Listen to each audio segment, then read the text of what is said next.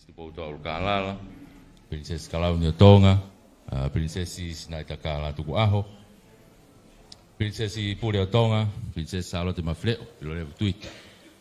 Pea moho eki mo whare o ha mo ofu. Whatap ma ke hen ke ek minista o potu ngau e tak mamata. Ka koe tau tarekita o e kātoanga Heilala, Honorable Semisisika. Whatap wat ki he whaiwhekau ka mana ke ne tuko tau tāpuaki. O i koe kātoanga mo e polo kalama o tau iai he pongpongi ni.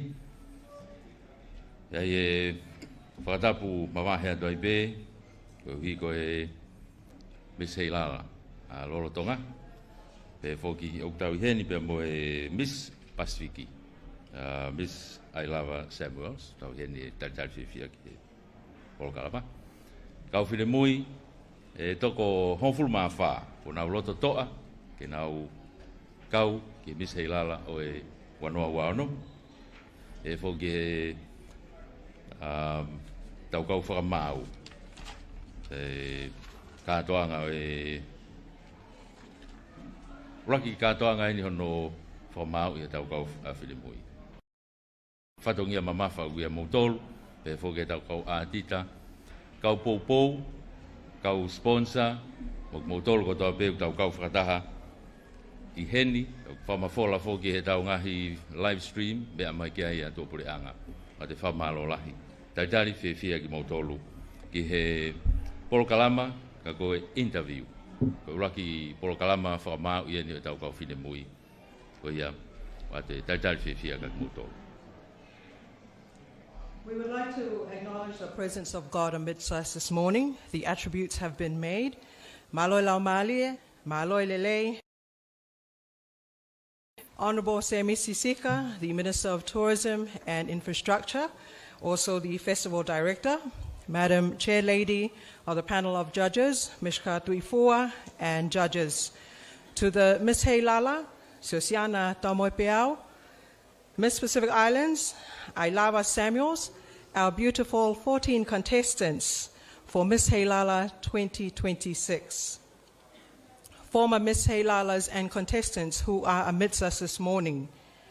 And everyone here in the room, and those joining us via various platforms at this hour, Maloi Lele and welcome. We welcome our distinguished guests, ladies and gentlemen, to the Heilala Pageant 2026, celebrating our heritage, embracing our future. This is coming to you live from Tanoa International Dateline Hotel in Nuku'alofa. This year is truly a historic and significant year for our kingdom as we celebrate the bicentennial anniversary of Christianity in Tonga, 200 years that has shaped Tonga today. This has also brought people from near and far back home. This morning we begin our first judging event, the pre-pageant interview. It's my privilege to introduce your host for the Heilala Week, my co-host here, the Master of Ceremony, Melie Laumanu, and myself, Salote Sisfa, as your Mistress of Ceremony for the week. We have a full program, so let's make it memorable. Let's start with smiles on our faces and the Tongan pride in our hearts.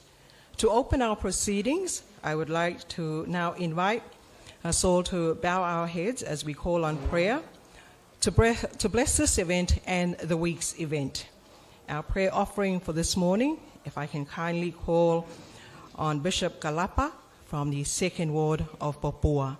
Ko tau loto e kamata ake e tau wau e pongpongini, ko whaho asie na Bisope Kalapa, ke kamata ake o wau loto ki mo patau hoko ato. Malo.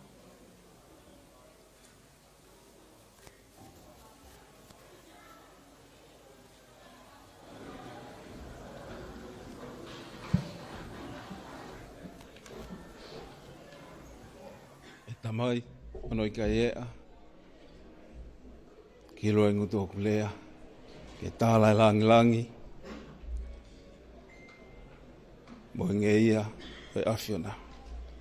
E o tua mafi ko koe ko mau tamai whahewani awhiona. O mau honga ia e pongpong whaafofa, o mau heni ai e marumaure whareni, o kamata anga o Polo Kalama, o Miss Heilala, hoi hoi fua, tonga, o wafe wano. O mauhonga ia, o whakalaulau na tula, whawhainga maaria ia mea hono toa pe, ka lawa ke mau whakatahataha mahe pongpongini, ke mau fia whakataha, me kau misi hoi hoi fua o tonga, hoi wafe wano. O mau korea ke whaitapo ikina ki nau tolu, i he pongpongini, o ngahi polo kalama, lawa ke nau kau ki ai. Hangahi mea te nau wahe, o ngahi popo aki, tuku i ke hoko aonga, ki aki mau tolu, mo i ka kai o whonua. Ke whaitapo ikina e hau o tonga, kai pehe ki ono whare, whaitapo ikina ke mua e minista o taki mamata, kai pehe ki e toenga o kau ngāwe. Ngai polo kalama ko nau whakotūtō, ke mau fia ai, i aho koe nita mai. Whaitapo ikina ke mua si kau whakamau, ke nau maua e loto hounga ia. Wa hoko e nau whakamau ake alelei taha te nau lawata mai. Ke lawa ke fia ai, e kau misi hoi hoi fua e aho koe ni. Whaitapo ikina ke mua ki mau tolu hono toa pehe maru e whareni. Tū ke mau e fia, o i nonga ai awhiona. Whaitapo kina he mua e kau sponsor ko toa pe, hoko atu. Ke hono whakahoko, mana mui e ngahi tare niti, o ki he kau misi hoi hoi fua o tonga. E mai he wani ke whaitapo kina he mua, ai aha whaka o singa, e mau polo kalama e pongpongini. Tu ke whakahauf ki mau tolu me ngahi whiri mo whaingata ko toa pe, wa i hala whanonga anga. O mau kore whakamore ki a awhiona. E hulu molahe mau ngahi tō nou.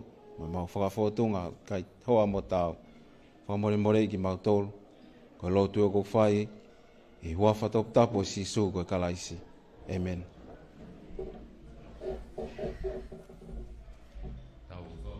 Koe koloa tāpuangi ko tau inasia i he pongpongini. Koe kai ngata pe hono tāpo ki e polo kalama. Ka koe taim te mou tutuku atu ai ko toe tāpo ki pe he piso pe malo o pito. Ake, ko tau polo kalama, te tau unu atai pe he, whakawhi mai ai ex-minister, o e potunga o e tak mamata tonga. Ka koe tare kita whokia o e tau kātoanga Heilala. O kāta ko paspasi mai, Honorable Semisika, malo.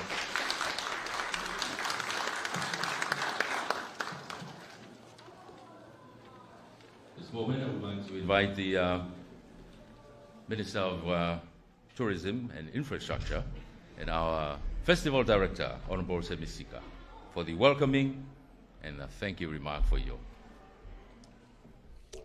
Malo, ko korke u whamarumalo ngahi tala whatapu, kai whakahoko te whatongia koe o e pongpongi ni. Ko e pongpongi whakawhawhain mo whakawhiwhia kei te au e ku wakai atu ko mo whotu mai o mo kei ki ngata pehe hoi hoi fua e tau whanau koe ni mua ni ka kutoe ulo ange kau whakamau i. Pea pehe whok ke ngahi whae. Can you turn the sound up a little bit, please? Toki tu hake ku ki fupongpongi o sia. Ko e taimeni o ku whamaa popa ho mau ngai whatongia ki hono report ki he pureanga ai ngai ngau e whahoko. E kau take whonua. Pa ko e taimeni o ku kamatai hono tātana ke ngahi iwi ki he kamataanga o e tau whapaanga hoko mai. Pehe ko atu e ku whamaa loka te moto. Whamaa loka ki he kau whewhine koe ni o nau bore taki pe nau mateuteu ke nau veipā ko hai hoko ko e whafofonga tongani i he wafe wano, wafe wafitu. Ko mau iwi, o ku whakakakata o pe e he keresa ai otua. Ka pai ai hangahi tōnou nou, pia mo hangahi whafotonga e kai ke tāu, o ko topu a ko whamore pēo tai nimi he rak aha kone tau whea uhi. Ko le lei tahani e mau whatongia.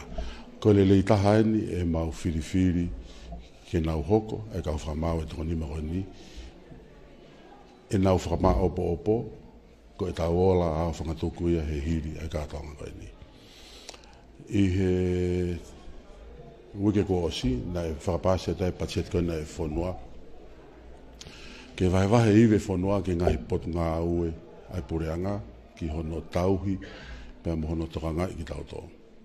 E potu ngai tak mamata, na e pāsia e pachet koe 5 miliona. Koe 1 miliona e alge tau tawhak whamaketi, pia koe ni marewa, ki he ngā ue mo e whatongia, ai potu ngā ue, ki hono whakanofo, mo hono tataki, pia mo hono purei, o e tau ngai ngā ue whatak mamata. I he 1 miliona ki he whakamaketi, mahalpena ko hasirin lahi ke hani i. I he tau whakatatau koe ki ngai ot motu Pasifiki, ki Fisi, was whaia tu he whangawhul topu, USD, million, to market, Fiji. I he toa ngai Pasifiki ki Cook Island moa Amoa, o kuna wofi hake he hongo full miliona. Maybe less or maybe more. Mahinu be whaka Tahiti, Vanuatu, mo Papua Niki. Ai koe ngai whanua ino tau whi au.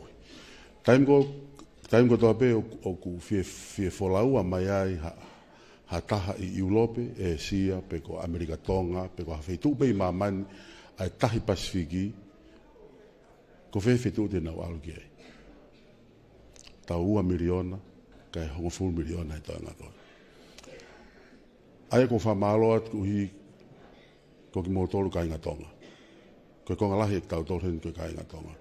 Ko motolu o mohanga o whakakakato, e tau tae kakato. Make he mei he tāsirin lahi. Koe mamanawa mui tonga niu o ki homu awhinima. O mo tāmai e sirin lahi, mi whangeau, ni mangeau miliona, e tau. Koe mi vai ua e pacheti koni koe hono tonga e whonuan.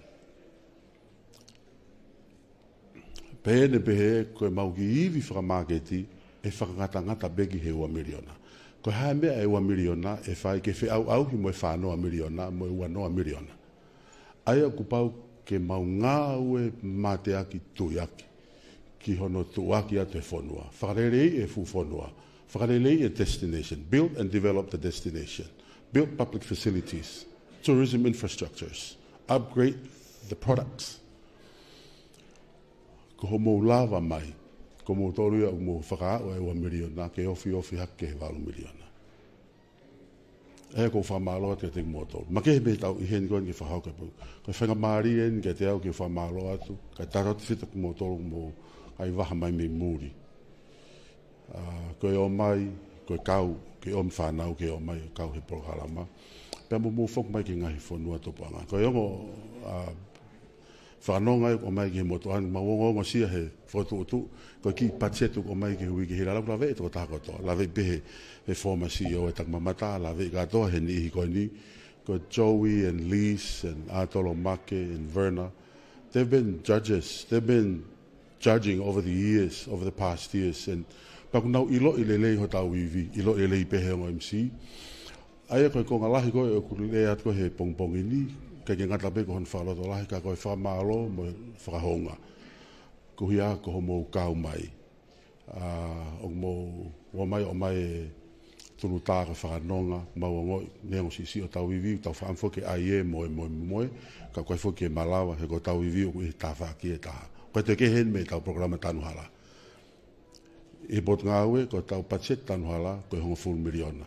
Koe fie mau ko e kakai, i he aha moe. Ko whitau lakat me kakai market, i wafu, i malaiwa kapuna, i he wharekoloa, i a wheitu, koe kore tanuhala. Koe fie mau ko whakafofua mai e fie mau he te au miliona ia. Koe i vi ko he mo 1 miliona. Koe hae tau me e whai, ko paupe ke tau tuhani, ke noi, o tau e whanua masiva. Pa te tau whai whapotopoto pe o whatatau, mo tau wiwi ngā ue, mo mea tau mau. Koe ai ko whahauka te talamonu, ko mau i vi e ngā taangai, e mau teu. Kai ato no, ko kore whamonu more atu, o whapete tau, ngā ue whakataha pe i he keres ai eiki, ko e whakarelei pe mo e loto maa, mo e o te fusio whamama o pehe au Lady Maria na whai. O tau tāpe mo laka.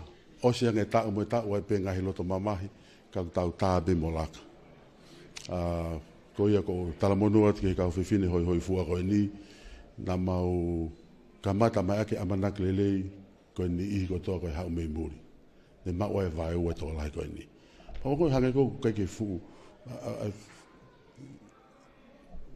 fu kakato e mau pou I tonga ni pa na mau fai leva nga vave ko no uinga ki mai ni I ko ni o to tanak mai ai mo vai pa ko eu tau hen ki tau katoanga fia ke mo feohi pe tau felanga aki e tau ngahi vā ko family ko kainga lotu ko tangata fonua mo fefine I fonua tonga o fatu ati mo tolu katoa ko lave ia te ngahi fofonga anga maheni mo ngahi fofonga ko tālu e tau whakako whatongia he fu whakamuna ko ni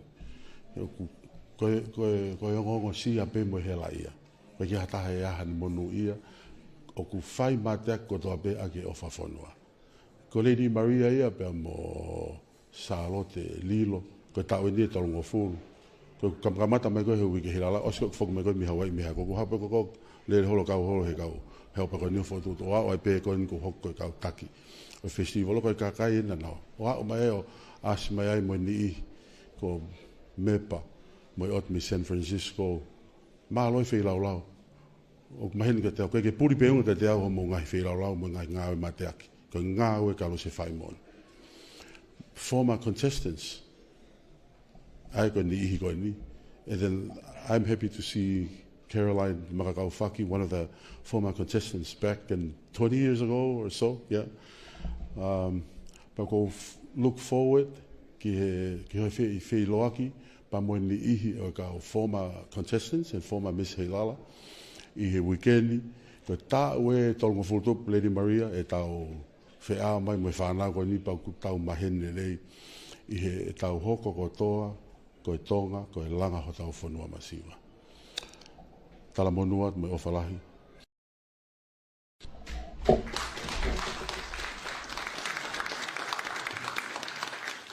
Thank you very much, Honourable Mrs. Sika, with welcoming and also thank you. So that was 2 speeches in one, and you were allowed to do that. We hear from the Honourable Minister's speech the frustration, however the passion and the love that's there, and our takeaway from his welcoming and thank you all in one is, despite what little means we have here in Tonga, it is the love of our country that has carried us all this 200 years and throughout this pageant. So thank you, Honourable Misika. Continuing on, to host Heilala Week is no small feat, and to make this happen, it happens because of the generous support of those in financial aid. So this moment, we would like to acknowledge those who have sponsored the Heilala Festival 2026. The acknowledgement of sponsors, supreme sponsors for 2026 is the Government of Tonga and Fiji Airways. For our elite sponsors, MBF Bank, the Danoa International Dayline Hotel, BSB Bank, Chinese Embassy, New Zealand High Commission, Fehoko Arts, Tonga Statistics Department, 5 Star, and New City. For the platinum sponsors of 5,000 Paanga, Digicel, Lion Liquor and Tonga Cold Store, Friends Cafe, Tonga National Reserve Bank, and also the Australian High Commission. For our gold sponsors, we have Tonga Airport Limited, Chef Zero, Builders Burger, Star Rentals, Sunshine Rentals, Tonga Chinese Federation, Hot Pizza, and Little Italy Hotel and Restaurant. And for our silver sponsors, we would like to acknowledge M&J Water Rank Company Limited, Nukualofa Outrigger Canoeing Club, the Ancient Tonga Anahulu Events, Liu Guest House, Fato Mafi Finance, Siekafa Media, Fato Mafi and Kava Trading. That is our silver sponsors. And for our bronze sponsors, we have Vaitohi Enterprises and Wilco Hardware. Please, can we have a big round of applause for our sponsors to make it happen, Marlon. As acknowledged at the beginning of our program, for this first judging event, we have our judges. And at this moment, we'd like to acknowledge and introduce our panel of judges for this evening. The chairperson of judges, can I kindly ask Mishka Tuifua. Ladies and gentlemen, a round of applause. Mishka Tuifua is the chairperson of the Tonga Tourism Authority, a government agency that focuses on marketing Tonga as a premier tourism and investment destination in partnership with the Ministry of Tourism and Tonga Tourist Association.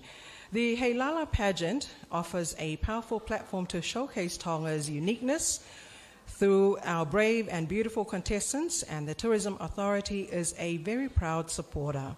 With executive leadership, experience across banking and government, Mishka champions tourism as a driving force for Tonga's economic growth and is honored to serve as chairperson of judges for the Miss Heilala 2026. Mishka Tuifua.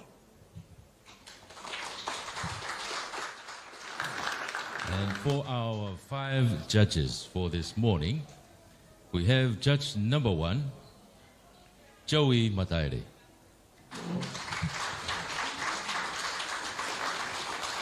Jolene Mataere, fashion designer and founder of Jolene HTP Designs, former Miss Heilala Pageant coordinator, executive director and co-founder of Tonga Ladies Association, and since 1992, human rights activist for 35 plus years, entertainer, Polynesian dance choreographer, and a beautician. Co-founded the Tonga Ladies Association in 1992 and serves as its executive director. In 1993, established the Miss Galaxy Pageant, a cultural pageant to celebrate ladies, and while independently raising funds by local HIV education and community welfare projects, and the Tonga Ladies Association have awarded 84 scholarships since it started in 1992. Beyond her 2016 U.S. Women of Courage nomination, Joey Mataere's contributions have earned several royal and international accolades.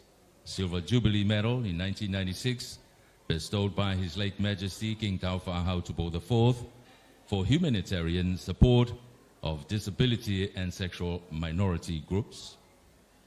Order of the Queen Salote Medal 28, awarded by His late Majesty King George Tupou V for services for Tongan royal family. Light Award in 2018, presented by Queen Elizabeth II in recognition of exceptional volunteerism and community impact. Ladies and gentlemen, Joey Mataere.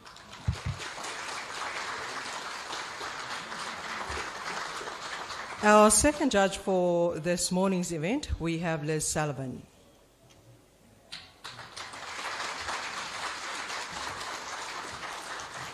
Mrs. Liz Sullivan has been a director of Novelist Pacific Trading Limited since 1995, and following the completion of her education, Liz remained in New Zealand, where she built a successful career across a range of hospitality and administrative roles, eventually serving as an administration manager at the Auckland City Abattoir. In 1995, she returned to Tonga with a vision to build something of her own, starting with Billfish Bar and Restaurant, from humble beginnings into one of Tonga's most respected hospitality establishments. Today, under her leadership alongside her family, the business has grown to include Waterfront Restaurant and Lodge, Lion Liquor and Tonga Cold Store, Davina House, and a number of commercial and residential properties. More recently, with her children now working alongside their parents, the family business has expanded internationally with the opening of a branch in New Zealand. In recognition of her outstanding contribution to business, Liz was the first Pacific Island woman in Australasia to be nominated as a finalist for the Commonwealth Women Entrepreneur of the Year Award in 2015. Beyond her achievements is the business In business, Liz is deeply passionate about protecting Tonga's natural environment. She is a dedicated advocate for preserving our forests, marine life, and the majestic whales that grace our waters, while also championing the importance of safeguarding our rich cultural heritage and traditional values for future generations. With her wealth of business experience, commitment to community, and love for Tonga, we are honored to have Liz join us as a judge for this year's Miss Heilala Festival pre-pageant interview. Ladies and gentlemen, it is important with these backgrounds just so you have a fair idea of who we put in your panel of judges. Ladies and gentlemen, Liz Sullivan.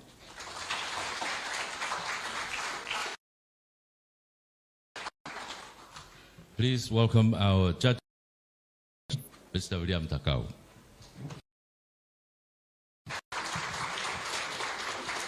William Takau currently holds advisory roles for the New Zealand Trade and Enterprise and the Tonga Tourism. He is a former CEO of the Ministry of Tourism and former General Manager of the Tonga Tourist Authority. He also volunteers on a number of boards, including the Tonga Rugby League, Tonga Federation of Boxing, and the Equippers and Ex-Community School Board. While he may be a person with many hats, his most favorite hat is that of a father for 4 children. Please welcome William Takau. Our fourth judge for this hour, we have Verna Tukuafu.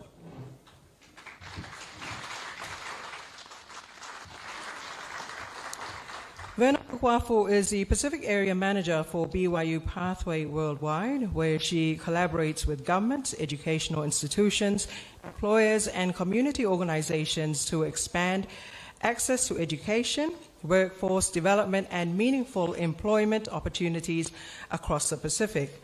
Verna holds a Master's of Business Administration and is a proud graduate of Brigham Young University, Hawaii. And during her time at BYU Hawaii, Verna performed for several years at the Polynesian Cultural Center, an experience that has deepened her appreciation for cultural diversity and fostered lasting international relationships. A proud daughter of Tonga and my neighbor, she is passionate about empowering others through education, service, and leadership. Verna is honored to serve at this panel of judges and looks forward to celebrating the confidence, the talents, and potential of Tonga's remarkable contestants. Ladies and gentlemen, Verna Tukuafu.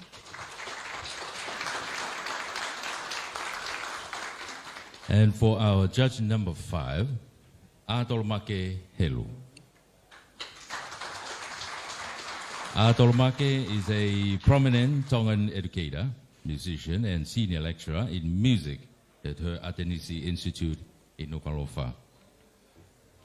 She is heavily involved in continuing the legacy of their father, the renowned Tongan philosopher and scholar Futahelu. She serves as a senior lecturer in music at Atenisi Institute, a mezzo vocalist, and has performed in international venues, including Sydney and Auckland town halls. Her focus on observing and traditional Tongan arts of Whaiva.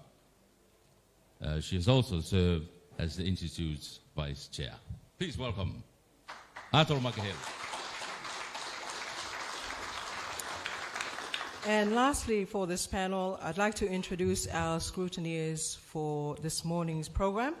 First scrutineer, Nirashan Desanyak, the Manager of Operations of the MBF Bank. Nirashan Desanyak's background, senior banking and operational professional with over 20 years of international experience across banking, financial services, and corporate operations in Tonga, Papua New Guinea, and Sri Lanka. Currently serving as a senior manager, banking operations at MBF Tonga, with responsibility for operational governance, regulatory compliance, and process improvement.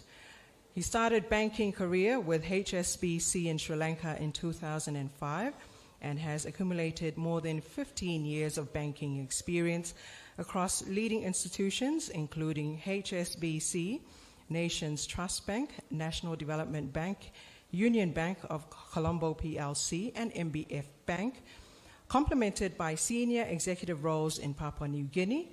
He holds an MBA from London Metropolitan University and professional certifications in retail bank management and private banking, known for his strategic thinking, strong operational execution, strong decision-making, governance excellence, customer focus, and sustainable business growth.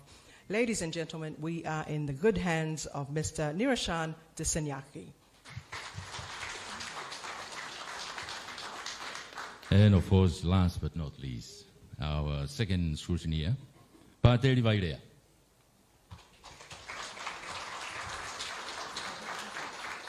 She holds a Bachelor of Science in Computer Science and Information System from the University of the South Pacific, have 3 years of banking service as the head of payment at the Bank of the South Pacific, Tonga Limited. Please, again, a round of applause for Pateri Vairea. There you have it, ladies and gentlemen, and as we move into the deep waters of this morning's program, just some housekeeping matters as we move forward. We'd like to ask all of you present today, if you could please switch off the volume of your phone. Note that there is live stream here from Television Tonga and also Broadcom. So for those of you that would need footage, you could take it off there so that our program can run smoothly. We ask that there be no noise or distractions while the contestants are making their presentations. And if you must leave the room, please do so during intervals of the presentations. Malo, ke tau unat ki he kamata tau whi auhi. Ko whanki whamanatu pe whanki mea pe ke tau manatu i ko hi he lava ke tokoni, ki he lelelelei, o lele matangi e tau polokalama. Kapau kata ki ukaha mongahi telefoni pe mongahi nau wha elektronika o kulongoa, tatangi, kata ki o tamtei, pe ko e tuhifo pe ke silent pe. Ki kata ki o whasisi pe halongoa, i he lorotonga, o e whakahoko e ngahi polokalama ko ia e kaumisi. Pea, kapau ku ke fie mau ke mawahe mei lokini, e hawhahinga taimi atu koe ni, pa ke kata ki o taritari ke osi, ke wahaa koe o e whetongi e kau misi, pa ke tō kua e ki tua. Ko wiki oua e hohaas, a e lorotonga e whakahoko e polokalama. Malo. Just so that we're all on the same page and understanding in terms of the method of judging that will be used by our judges for the pre-pageant interview, firstly is the dress code, which is the Tonga national attire. The criteria used will be elegance and eloquence, the presentation and expression of topic, the quality response to questions, the in-depth knowledge of topic and intelligence, and also the clarity of speech and emotional control. Koia koe ngahi poini te fito, koe anga koia hono whakamau i, koe ke tau wakai pe kiai ke rotonga rere ai polokalama. Ula ki pe koe teunga whakatonga. Koe rotonga koe au hono whakahoko e polokalama e nau ngahi konga. Aki ai whakalangi, whaeiki, ka pau e te mō whakatonu ki ai. Koe anga hono whakahoko, i hono whakahoko e nau ngahi kaweinga. Koe anga a hono whakahoko ia i he tuunga o e tari koe ngahi whehui, ke nau mau e loto lahi. Koe nau ilo ki he kaweinga koe nau whakahoko, pea,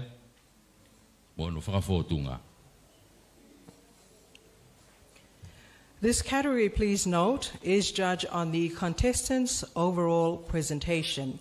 Essential is her ability to interact socially and to communicate confidently and knowledgeably with the questions that will be asked.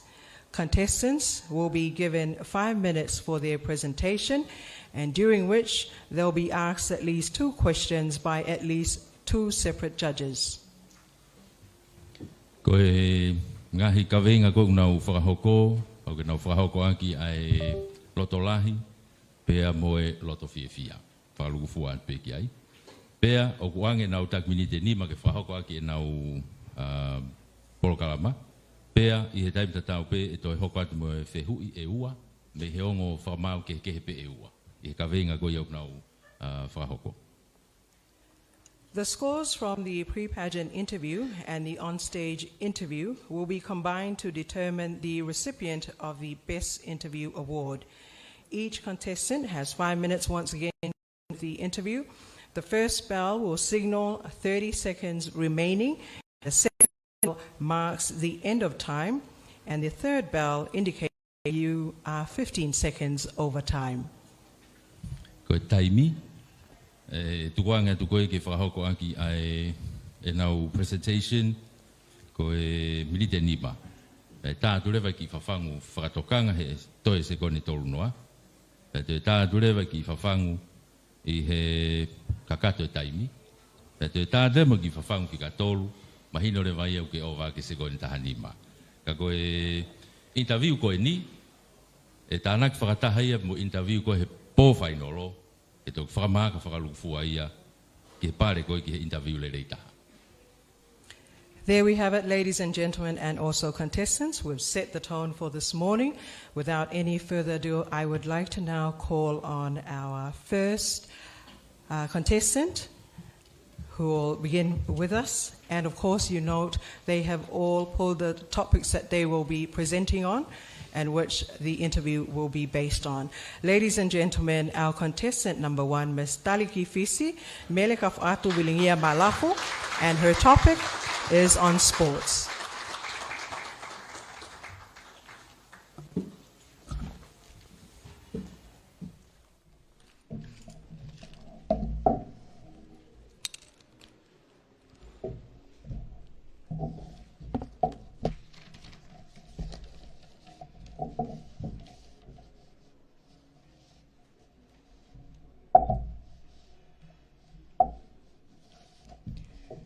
Whakatapu ki e tau tamai oku a whio I Hewani.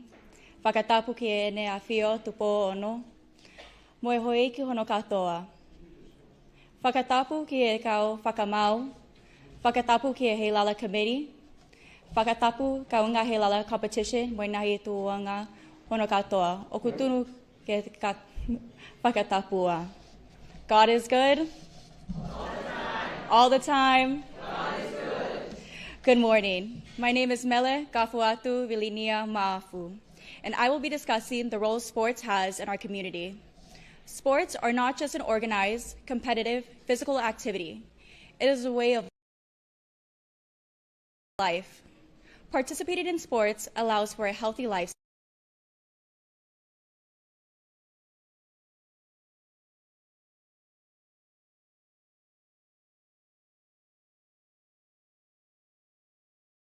Simple jog for 20 minutes after a meal will help your physical health.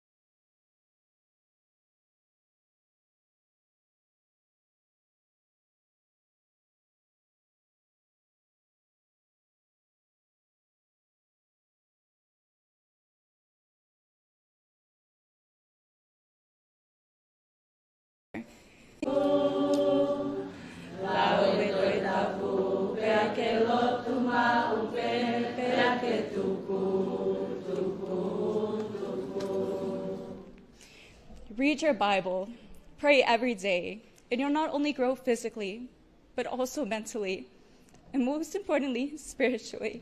Malo apito.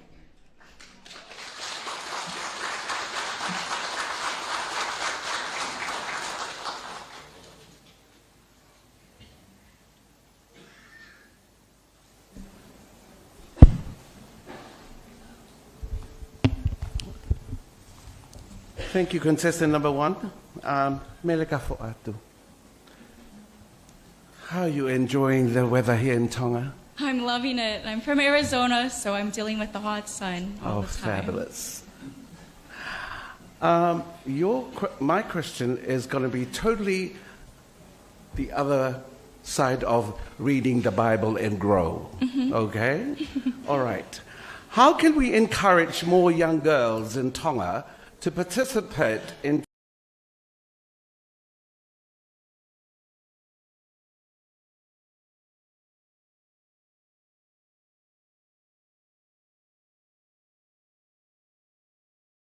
traditionally male-dominated sports?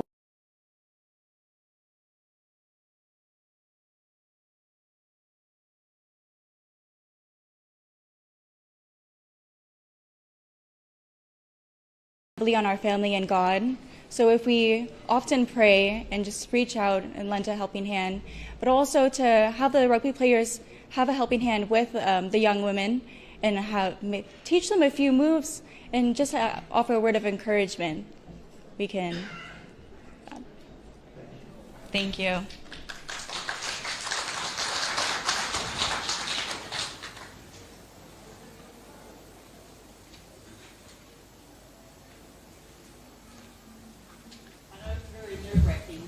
Standing up there in front of everyone, but you've done very well. Thank you. Team sports are proven to build character. How can sports program be used to keep youth away from crime and antisocial behaviour? Sports can be used to keep away generations and people of all ages away from crime and other activities by simply building a routine, having a routine, simply just waking up in the morning, having your breakfast, and then also finding some leisure activities that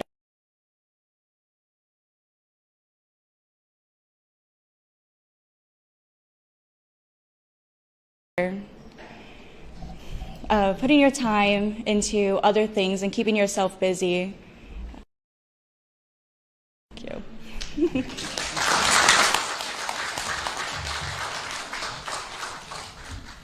Thank you, Ms. Tarikifisi. Mere kafo atu piringi ma'afu. Please welcome our contestant number 2, Ms. Tikaway, Creations 2026, Miriane Urotufietau Brown.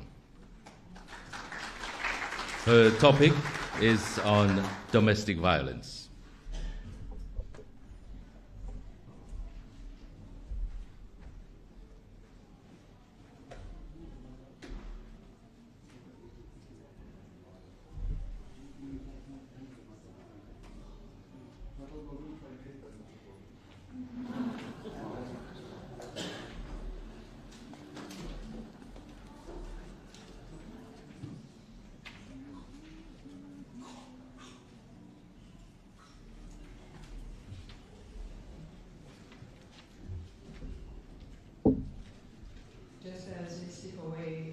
Preparing her presentation this morning, just reminding all of you here, our second judging event will be happening this evening at Atele Indoor Stadium at 7 p.m. this evening. And for those of you that are watching from home, do take note that Atele Indoor on the top, which is, I would say, the best view, it's free. So you're more than welcome to join us this evening as the Tau Olunga competition of all the 14 contestants. That's this evening at Atele Indoor. Also happening this week, we have the Wrongware, the Talent, the Island Creations, and of course, rounding up the week with the Heilala Ball happening on Friday. So for those of you who cannot join us this morning for the pre-pageant to invite you, starting this evening at the Atele Indoor Stadium. You're more than welcome. For those of you who are not joining the tables of the sponsors and those on the ground, you're more than welcome to come join us at Atele Indoor Stadium on top. We have 14 beautiful contestants here and families who have traveled near and far to compete in this event. I believe our Mystica Way is ready with her presentation. Ladies and gentlemen, Meliane Bulot Brown on domestic violence. Good morning, everyone. Sorry about the delay.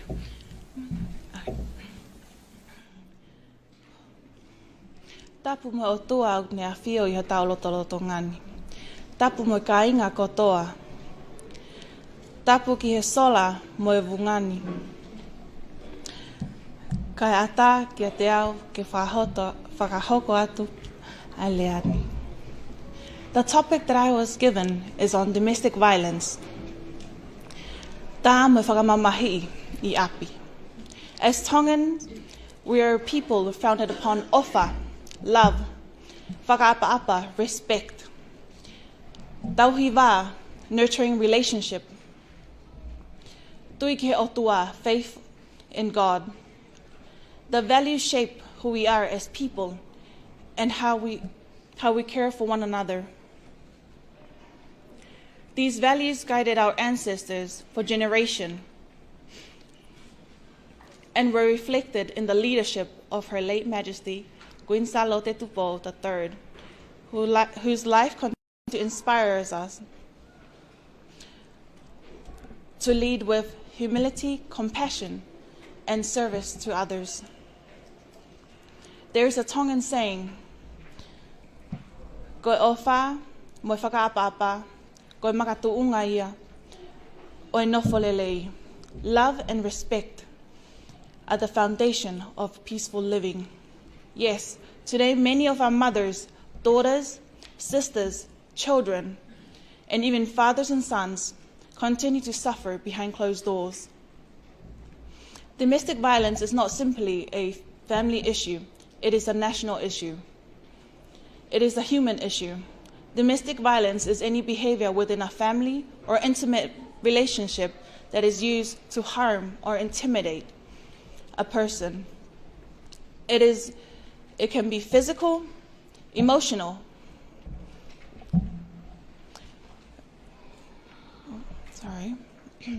It can be physical, emotional, psychological, or financial.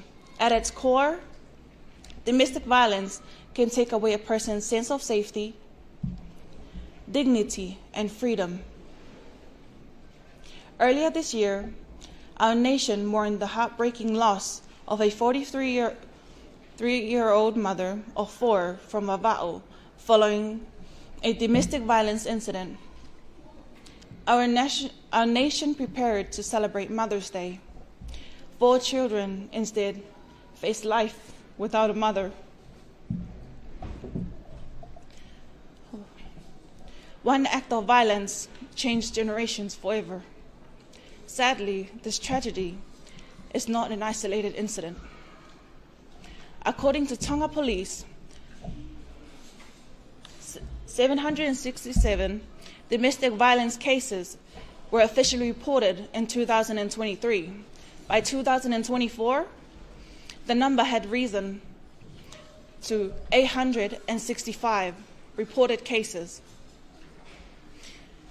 an increase of 98 cases, or nearly 13% in just 1 year. Whilst nationwide statistics for 2025 and 2026 has not yet been officially released, these figures remind us that domestic violence continue to affect families across our kingdom. Breaking statistics is the ones that we have not counted or measured. And these are only the statistics on reports that have been on cases that have been reported.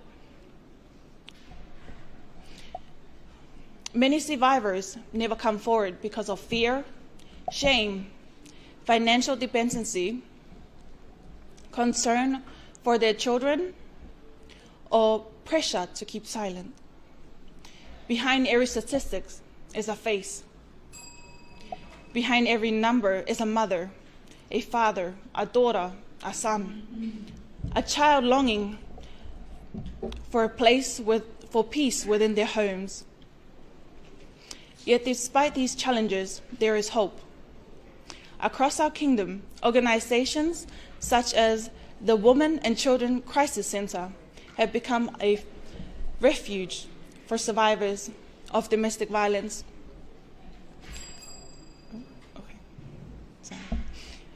Through counseling, legal advocacy, outreaches to the outer islands, they have restored hope to countless families, and their unwavering commitments reminds us that healing is possible. And that no survivor should ever have to walk through, and that no survivor should never have to walk through their journey alone. Thank you.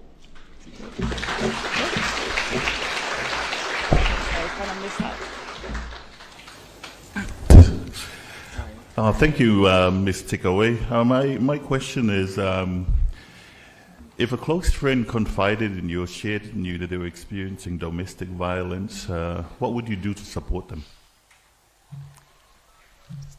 Sorry, could I clarify that question again? If a close friend shared or confided in you that they were experiencing domestic violence, what would you do to support them? What would I personally do to support them? Yeah. I was raised in a household that whatever comes your way and whoever it is, you treat them as family.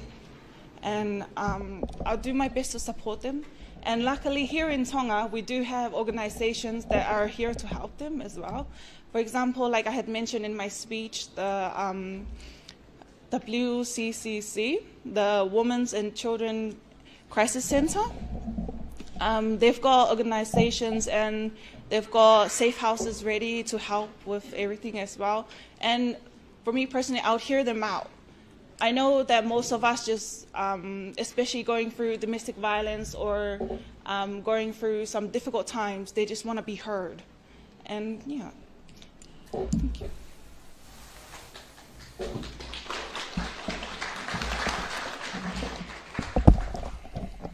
Ms. Takeaway Creation, thank you for your presentation this morning. And my question for you today is, this week or this month, Tonga has been celebrating the 200 years of Christianity. And in your presentation, you spoke of love and respect as the foundation of our homes. Yet domestic violence continues to claim lives of women and mothers in these homes. So can you tell me what must change so that these values are not only taught, but that they're truly lived in these homes?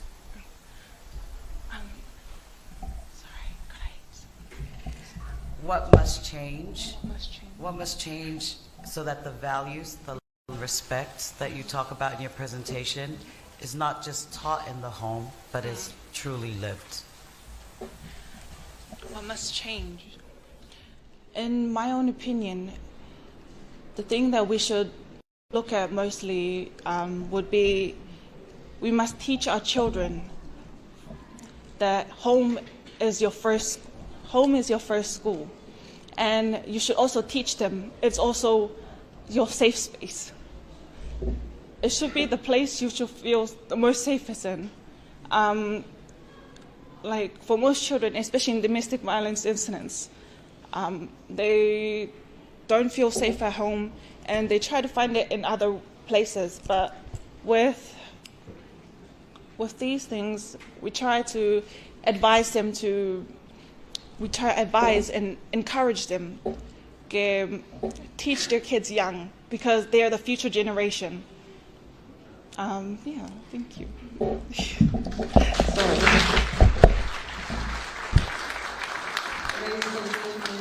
Contestant number 2, Mystica Creation 2026. Thank you, Miliane Pulotu Fietao Brown, on her topic, domestic violence. As our panel of judges are just rounding up their marking for this morning. I have the honor of introducing our contestant number 3 this morning, Miss Ministry of Infrastructure, Larila Veronica Tuiniwa Ngalu, and her topic that she'll be presenting on this morning is education.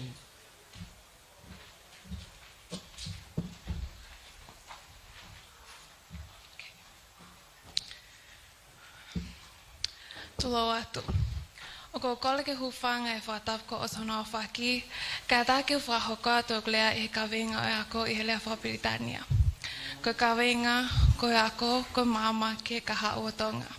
Education, the light of Tongan's future. When we hear the word education, many of us think of classroom, teachers, and books. But to me, education is so much more than that.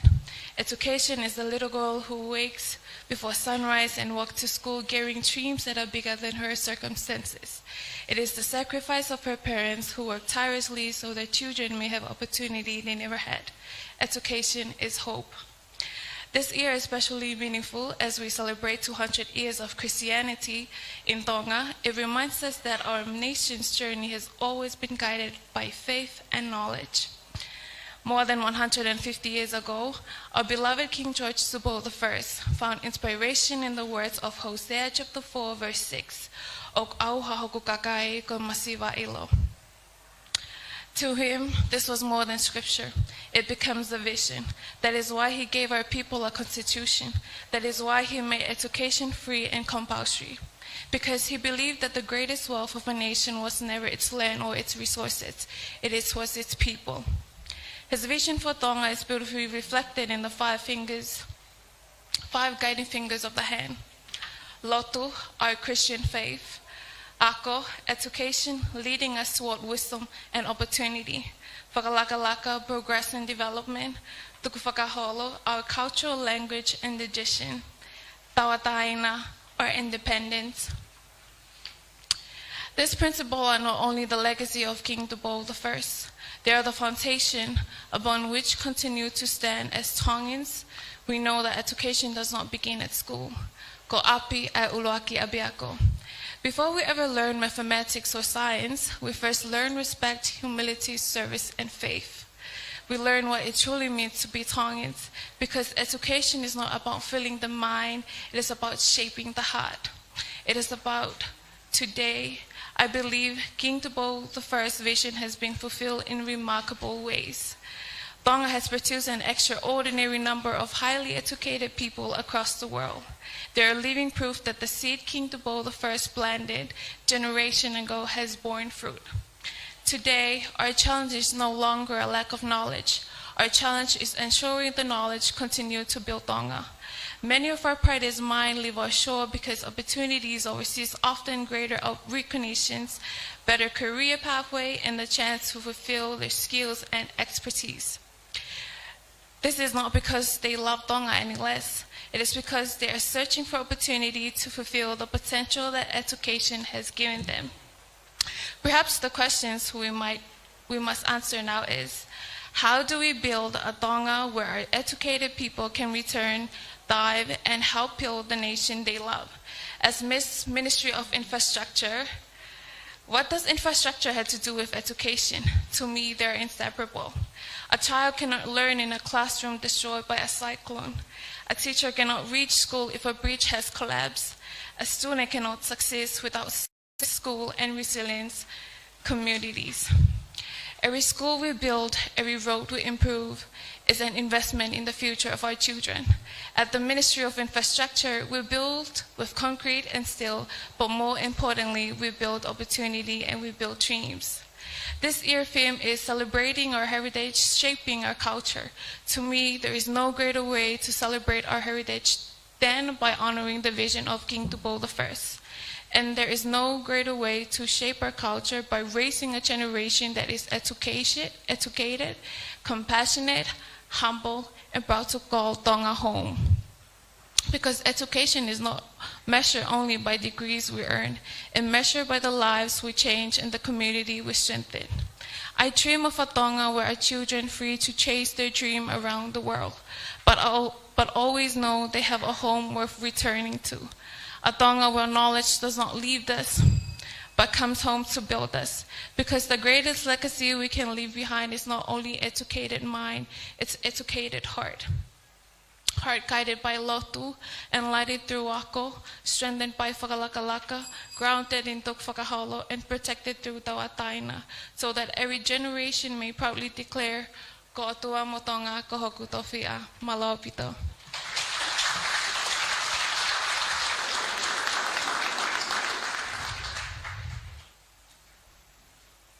Thank you, Ms. Minister of Infrastructure, Ms. Lorilla. You mentioned in your presentation that you think education is all about feeling the heart. What would you do to change in the education system in Tonga to achieve the feeling the heart, guided by the 5 fingers that you presented to us? Thank you. For me, for example, my fingers, as I guided, is lotu, wako, whakalakalaka, tuk whakaholo, and tawataina. Ways that we can change Tonga to feel that education is all about the feeling in the heart is that we put in our mind, in our heart, that we're going to chase that dream. For example, we put on platforms that it will help us change how Tonga thinks that we're small, as how it says Tonga is whakakaukau sisi, for example. I need to change that mindset that we can do everything. That, for example, that when we put it in our heart, we work it. Faith work together with, if we have work without faith, we can't achieve it. Thank you.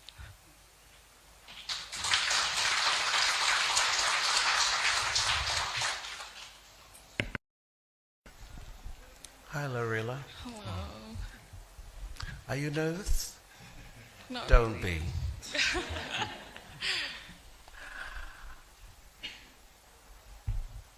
How will you use your platform if you are crowned Miss Heilala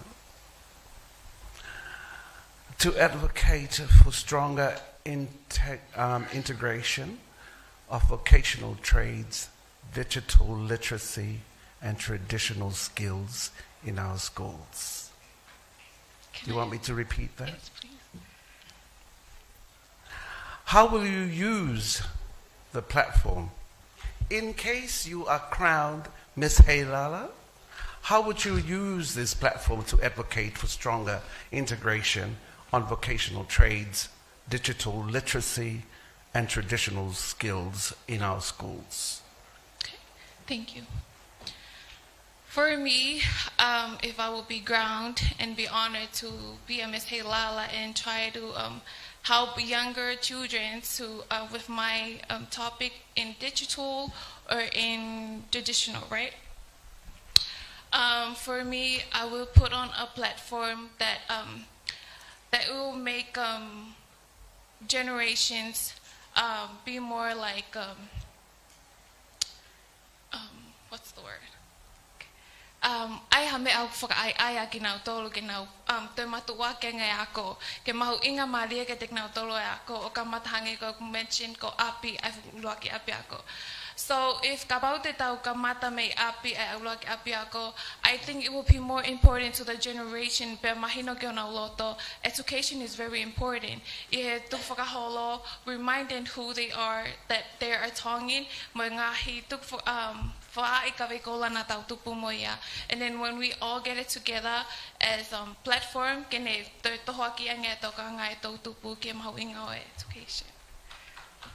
Thank you.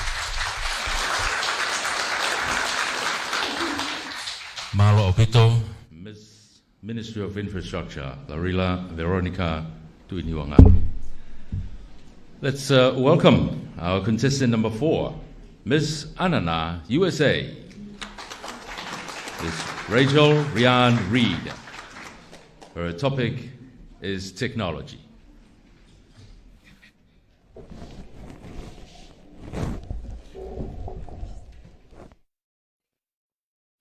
Honored guests and cherished families and friends, I'd like to thank our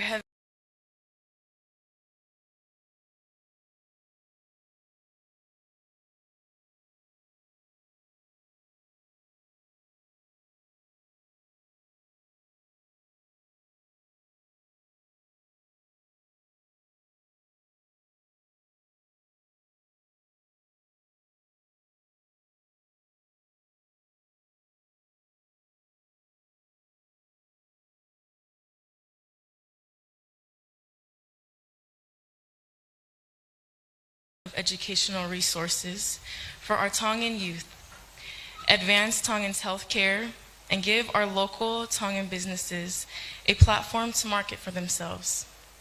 For instance, sites like Airbnb, guest homes have given Tongan landowners the ability to rent out their properties and increase tourism in Tonga, thus benefiting our economy. Additionally, advancing Tongan's healthcare tech not only improves public health, but also drives economic growth by creating job opportunities to support local families. Another benefit from technology is using it to bridge the gap between generations and maintaining anga whakatonga. It can be utilized to capture stories for our elders and their upbringing in Tonga, thus sharing their practices with our Tongan youth and keeping our rich culture alive. Technology can also be utilized to preserve our Tongan language with online teachers. While it may increase the global visibility of our heritage, it is important we still encourage those to visit Tonga and see it firsthand. While in some cases, with our unregulated screen time, technology can contribute to an increase in screen addiction and social disconnection. However, in many cases, it has also maintained connections and assisted Pacific Islanders to keep in touch with their loved ones overseas. Examples like Facebook Messenger and WhatsApp all have contributed to keeping families connected and uniting extended families. From my own experience growing up overseas, I was introduced to technology at a young age, and I've seen the benefits and the growth that it has on the economy around me. So I know it can have a positively impactful effect on Tonga to have as well, if used in a beneficial way. Going back to the point I made of using technology to share our culture and heritage, as for myself, not growing up on the island of Tonga, I always felt some sort of disconnection. I can attest that growing up with technology at my fingertips helped me learn more about my Tongan culture.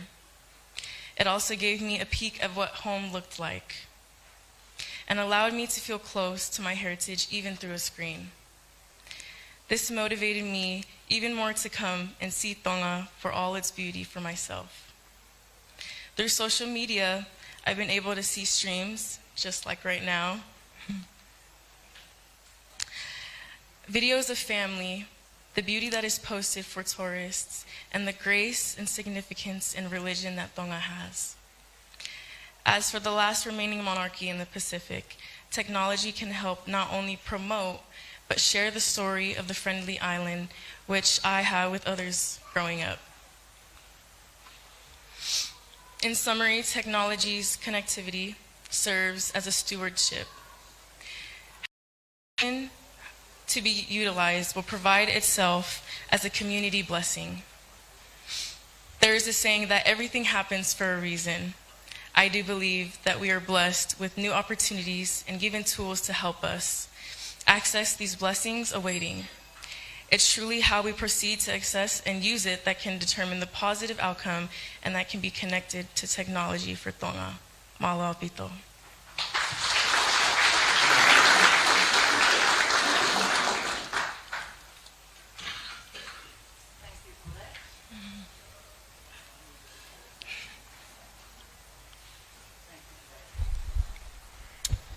My question to you as a Ms. Heilala Pageant contestant, with technology, social media, what can you do to be helpful and advise youth about how to use this in a positive way to encourage them in education, as it is a form of when they're walking with their phones as a laptop for education and learning skills? What would be your question? What would you tell them or encourage them about the positive of technology? Thank you for that question. I do believe that Education is very important. And growing up, all the tech was around us and everything like that. To have a system or a platform installed while in school to teach the kids how to use technology properly, I know can benefit them very well. To teach them the positives, the negatives, and how their words can really, what they put out in the internet can really affect somebody. What I would tell the youth is to be mindful of everything that is put out, because you never know. But I do believe that having that taught in school is very important for when they're young, so that when they get older, they know more of what they're using, that it's not just some toy, but it can go a long way. Thank you. Thank you. In your presentation, you actually touched on tourism and the benefits of technology to economic development. If you could create one technological innovation to help tourism in Tonga, what would it be and why? Thank you for the question. I have a true passion for the elderly and the stories that they have. If I were to create something, it would be a platform where we have our elders tell their stories and record it so that we can hold on to it. But for the tourist part, to have it online on social media so that they can come and experience, so that people can travel and come experience who that person is that told that story and what they have to show and their upbringing as well. Thank you. Thank you. Ladies and gentlemen, your contestant number 4 there, Miss Anana USA, Rachel Rihanna Reed, on her topic, technology. I have the honor of introducing contestant number 5, Miss Ewa Tourism, Betiola Samantha Tongyasi Paula Junior Siwa Masila, and her topic chosen is preservation of indigenous culture. Palo veape, vahe wowa pesiono.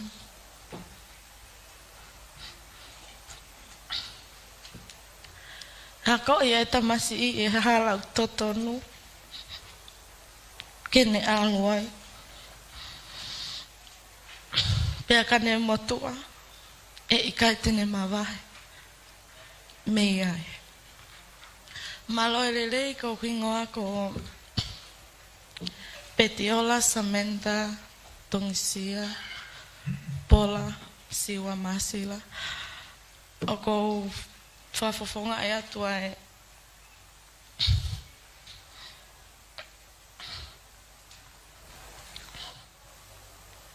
Miss Ewa Tourism ki e wanoa wano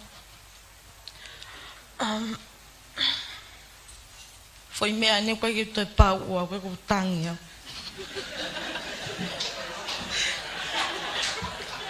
ki hue lau Maria iau.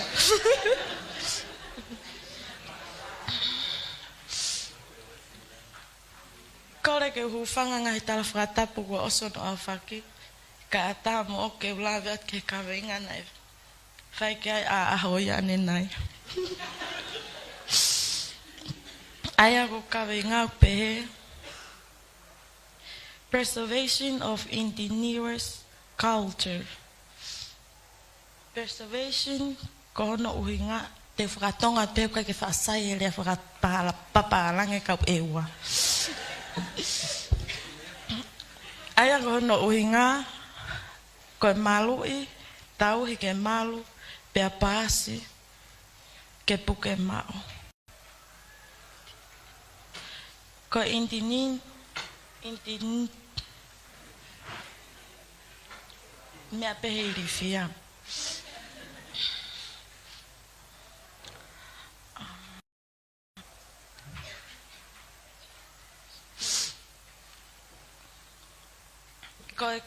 Koe culture aia te utala noa ki he lea aia koe ta koe lea whakatonga mo lea whakaniua he koe lea koe ni koe tuku whakaholo I he e tau tui whakalotu o kau ki ai e tau kahoa koula o e tonga koe wha I kawe koula e tau mahu inga e tau historia, e tau whanua me tō o ngā mo ui ai tonga. Aia koe no o tatao wala I wheitu kotoa. Ka more alea, e more whanua. Pe kono toi ai ke mahino ange, ka more alea whakatonga, ka more ai peia e tau whanua whakatui. Ka kupu ilea koe ni kone whakamahino mai, mo whakamanatu, koe tau lea tonga o mahulu au pito. Ia I he tau whepo tala noa aki, he koe tā eni e mafu e tau whangakui, pe koe e tau whaunga ia e tau tuku whakaholo. I he e kulea I he pongpongini, te tā whataha pe ke tā whaaki, mahu inga taha, aia koe lea whakatonga. Hangi ko ke hela I pe pahek tu imu ai no lau.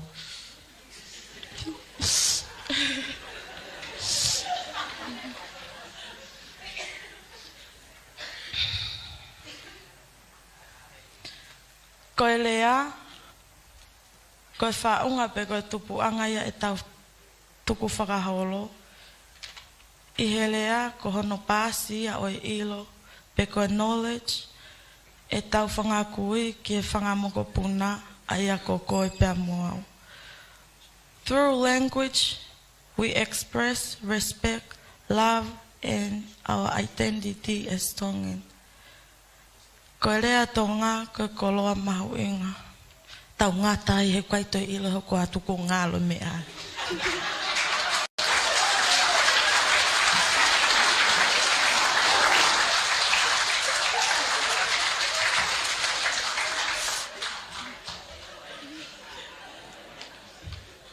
Whela ko mai me e ua ko. Malo a pito Miss e ua. Whakawhiawhia mau pe ki tau tolu. Ka koko whehu I pe I he pongpongini na ke tala noa ki he rea whakatonga pia moe ngahi tuku whaholo.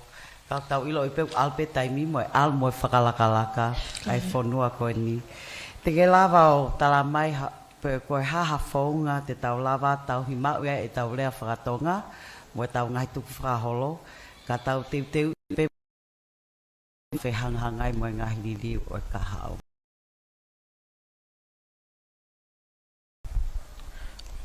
Taki lau I mai kātake te wha.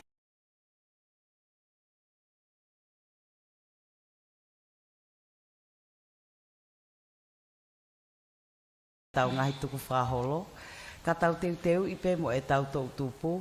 Ke nau whehangangai moe ngahi lili o e kahao. Ia. Kia te au, tō kani e tō ke ana fo Italia koni me wheheu e. Kia te au koe mea peke tau whai koe. Taimi ko tupu hakai whanau koe nau ke iki. A kone ki nana ki nau tōlu. Pea tātara noa ka nau tō ke nau ilo ngahi tō o ngā whaka. O ngā. O ngā. A kone ki nau tōlu he. Tō o ngā whaka whanua atonga. Ko ia pe. Ai peke ngā tāna a kai hawata mai ki urunsai e naurea.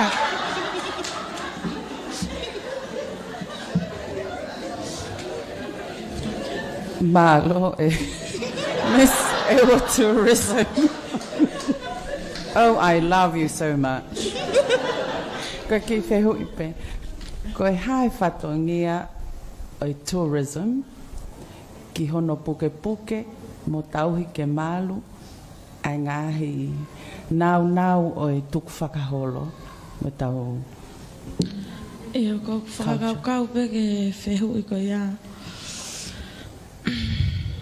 tuko ni e te patingi pe mo mea te ke mau whaitari taki whakamai no me ka take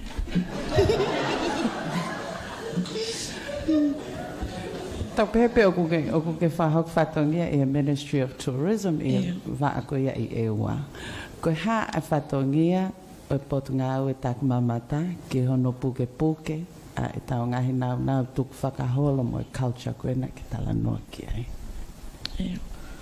Ko e whakakaukau ki ai, ko e... Ore wau kata ke whakakaukau ko me iau. Ko whakakaukau ki e whehui ko e nā ko e... Whakarele ha polo kalama. Ha polo kalama a e takmamata o hinga ke whai moa ki ia ko ai. Ko ia. Te wala api la. Oh, thank you. Mahalo. Thank you very much. Miss Ewa Tourism, Petiola Samantha, Tongyasi, Paula Junior Siwa Masila. Thank you.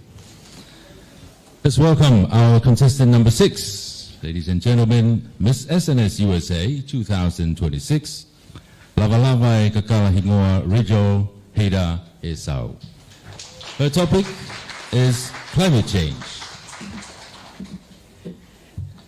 Hange osi pe de nervous like itaya he hanga Miss Ewa ai tau toke tau kata. Kai ngā malo mo lelei.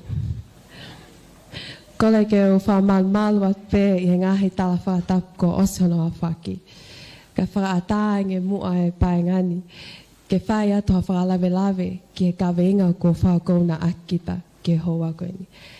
Pe tuk pe whoki o whakahoko atu i he lea whakapiritania. Imagine yourself at Whamotu Airport, holding your loved ones close as they prepare to leave. From the terrace above, voices rise in heartfelt goodbyes, worlds filled with love, courage, and the promise of reunion. Even as tears fall, there is a powerful reminder, bonds of family and community endure across distance, and hope is stronger than sorrow. Hold that feeling in your heart for a moment. It was with that same spirit of hope and determination that I embraced my topic last week, climate change, building a resilient Tonga. Because while the challenges we face are real, they do not define us. What defines us is our strength, our unity, and our ability to rise together as people of Tonga. I have seen the resilience of our people, especially in my homelands, my home villages, Talafo'o, Makaonga, Nukuleka, and all the halatahi. Their daily struggles are not just stories of hardships. They are stories of courage, of communities refusing to give up, and of a nation determined to protect its future. As a little girl, growing up here in Tonga, along the shorelines of Talafo, was a life of adventure and discovery. I remember sneaking out with my cousins to swim at a very high tide, whaangota at low tide, and crying when they scared me with a beva. Climbing frangipani trees for flowers, and stealing galon kakala from my grandmother's garden to make kahoas for our whakamuna. Riding at the back of my grandfather's van to go to the bush, but instead of helping him, we would climb the orange and guava trees and enjoy the free fruits. Those memories are treasures, reminders of a Tonga where joy and abundance flowed from the land and sea. But now, when I return to my villages in Halatahi, I feel a bittersweet sadness. The shorelines creeps higher every year. The waves that once brought us joy now threaten our homes, our crops, and our way of life. The ocean, our eternal provider, is changing. The buah galasipani by my childhood house blooms less often. The gaonikakala that once perfumed my grandmother's home is gone. And the orange and guava trees no longer bear the abundance they once did. Yet, even as I witness these changes, I see more than loss. I see a calling, a call to protect what remains, to restore what has been damaged, and to imagine a future where our children can laugh again by the shoreline, climb trees heavy with fruits, and breathe in the fragrance of flowers that bloom freely. Climate change is not the end of our story. It is the challenge that will define our generation.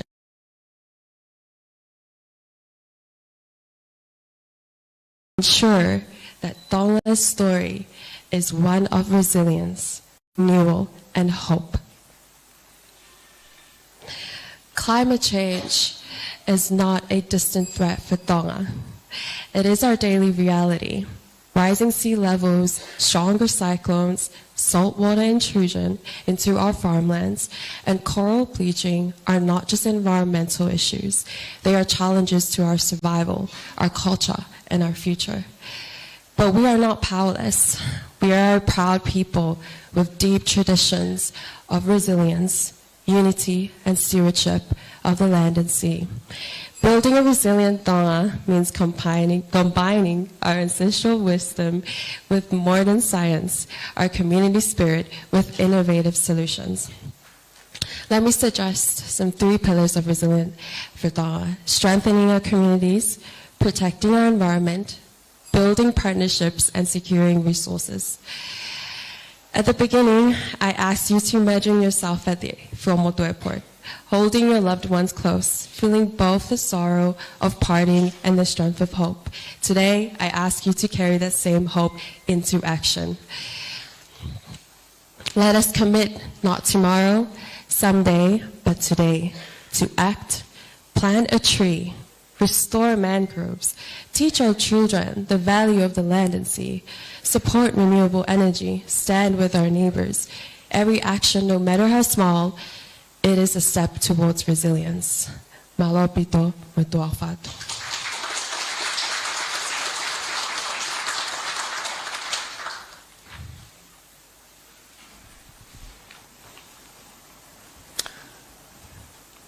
Miss Lava Lava,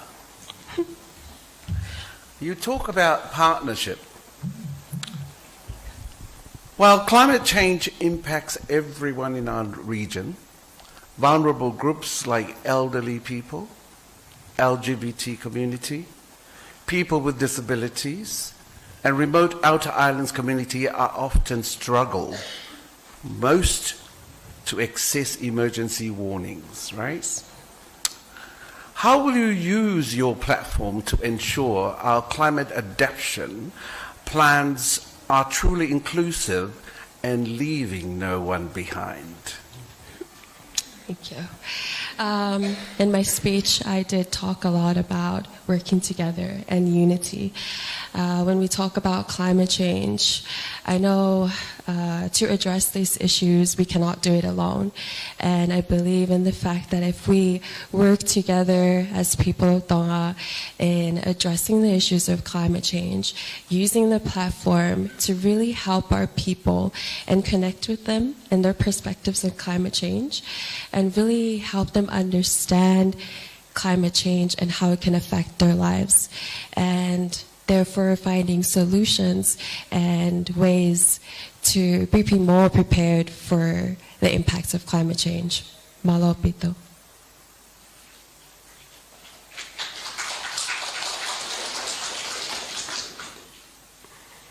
Thank you for that. That was a lovely speech. And that's my passion, climate change and environment. And as a young ambassador for the youth, as everyone looks at the Miss Heilala contestants as ambassadors, it's very important for you to all realise that you are leaders. and everyone's watching. We have our part and you have yours. So the question is, what would you do to educate the youth as well as the people about climate change and our role and what we can do to make a difference? As I speak to you now, there's probably an old or high tree that has been chopped down, or a mango tree, or a tamalina tree, people throwing rubbish in the ocean. What would you do to help everyone in the kingdom and the world about educating regarding climate change? Thank you so much. Thank you so much, Liz. I believe that what are ways that we can educate our people is create trainings, especially for preparing for natural disasters. I believe if we create trainings for our people and really talk more about climate change and its impacts, we can really help them understand climate change, like I said before. And I believe when they understand climate change, they will avoid contributing to the impacts of climate change, like throwing the rubbish, littering, and using too much plastics, as well as burning the rubbish, because we see that here in Tonga. And I just strongly believe if we really just talk to our people and help them understand climate change more, it could really help them, because our people play a huge role in building Tonga. And so if we really connect with them, we can really help each other and become climate warriors. Malo pito. Ladies and gentlemen, we have the Miss SNS USA 2026 Lalava Kakala Hingor Rijal Haida Esau on her topic of climate change. Before we continue on to contestant number 7 on our pre-pageant interview, we would also once again like to acknowledge the presence of this hour, our current Miss Heilala, Sosiana Tamoipeau, who's done a fabulous job for the year, Sosiana. It was no small feat leaving your home and residing in Tonga and just being an ambassador for our country on so many platforms, not just you, but also your family, your grandma, who has been there for you and your parents. And we'd like to acknowledge Sosiana. So ladies and gentlemen, a round of applause for our Miss Heilala, Sosiana Taumapea. Also in our honor this morning, Miss Pacific Islands, welcoming you to our shores once again, Miss Ailava Samuels, Maloilele, and thank you for joining us in the 2026 Heilala Pageant.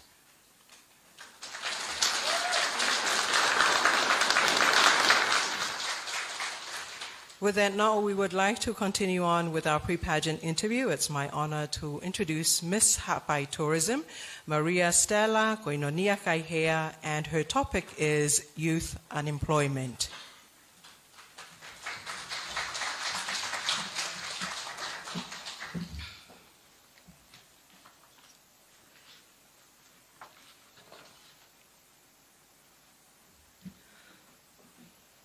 Tapu ki ha moe ofo, moe ho'oi ki oi whanua. Tapu at ke tonga koto. Whatap ma ke heni, ke kau ngā whewhine, o ngā loto lahi ke nau kau whataha he Heilala o tauni. O kou kole ke uhu whanga he talaka kato e whanua moe lotu. Ma loe tau mao ke aho whakoloa koe ni. Pea kou kole ke u whahokope e kulea I he lea whakapilitania. Mo e ka veinga, youth unemployment. Imagine being an 18-year-old and choosing to work to support your family instead of pursuing further education. That young woman was me. This is my story. It is also the reality of many young people in Tonga. Today, I stand before you to speak of youth unemployment, not just as an issue, but as a lived experience and a challenge we must overcome together. Youth unemployment a growing issue that affects many countries around the world, including the Pacific Island nations, such as Tonga. A topic that is very dear and close to my heart as a youth. What is youth unemployment, may you ask? It refers to the situation where young people who are willing and able to work cannot find jobs. Generally, the term youth refers to people between the ages of 15 to 24 years. Youth unemployment is a major concern because young people represent the future workforces and leaders of society. When they are unable to find employment, it can have serious social and economical consequences. There are several factors that contribute to the youth unemployment. To begin with, there is often a lack of job opportunities in many developing countries. There are not enough jobs available for the growing numbers of young youths entering the workforces. Second, a skills mismatch. Many young people leave school without the skills or experience that employers require. As a result, employers may choose experienced workers. Thirdly, rapid technological changes have transformed many industries. Some traditional jobs have disappeared, while new jobs require social skills that young people may not yet possess. And finally, economic changes, such as recession, natural disasters, and global crisis, can reduce employment opportunities for everyone, especially young workers. Youth unemployment can have significant impact on individuals and society. For young people, unemployment can lead to financial difficulties, low self-esteem, stress, and loss of motivation. It can also delay important life goals such as further education, marriage, and starting a family. For communities, high youth unemployment can contribute to poverty, social inequality, crime, and migration as young people leave their home countries in search of a better opportunity. Economically, countries lost valuable talents and productivity when young people are unable to contribute their skills and energy to workforce. Addressing youth unemployment requires cooperation between young government educational institutions, businesses, and communities, encouraged by supporting young people, encouraging young people who are unable to contribute their skills and energy to workforces. One solution is to encourage entrepreneurship by supporting young people who wishes to start their own businesses.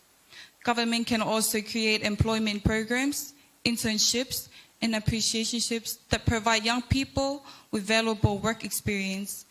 In addition, business can offer training opportunities, entry-level positions that help young people transition from education to employment. In conclusion, youth unemployment is a serious challenge that affects individuals, families, entire nations, while the costs are complicated. Solutions are better education, skills training, entrepreneurship, job creation can help address the problem.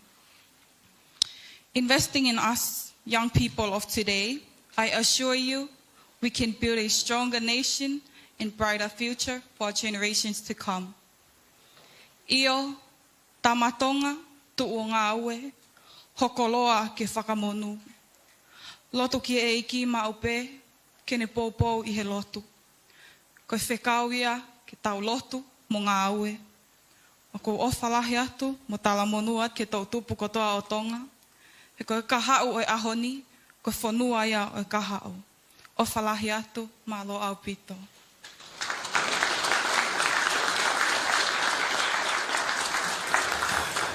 Amen, Ms. Hapai. No, thank you for that very informative presentation on youth unemployment, which is one of the big challenges that the kingdom is facing. My question for you is, what role should tourism play in addressing youth unemployment in Tonga? Thank you for your question. I would say the role for tourism is for youth unemployment. I would say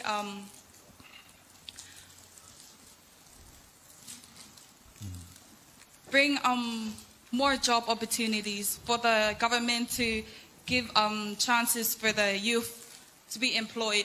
Even small businesses that they can give more jobs for the young youths. Malo.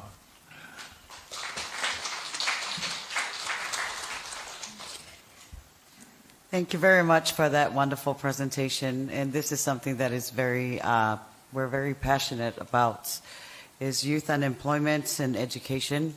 But my question for you this morning is, what can we do more here in Tonga to help young people find jobs? There's opportunities that are coming into Tonga that are remote jobs, which are companies overseas that employ people here in Tonga to work for companies overseas. So my question is, what can we do as young people to prepare for these opportunities? I would raise awareness of entrepreneurship.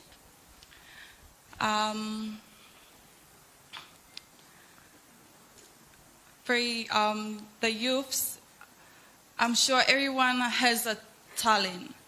We're not all skilled to work for the government and stuff. So using our talent, I'm sure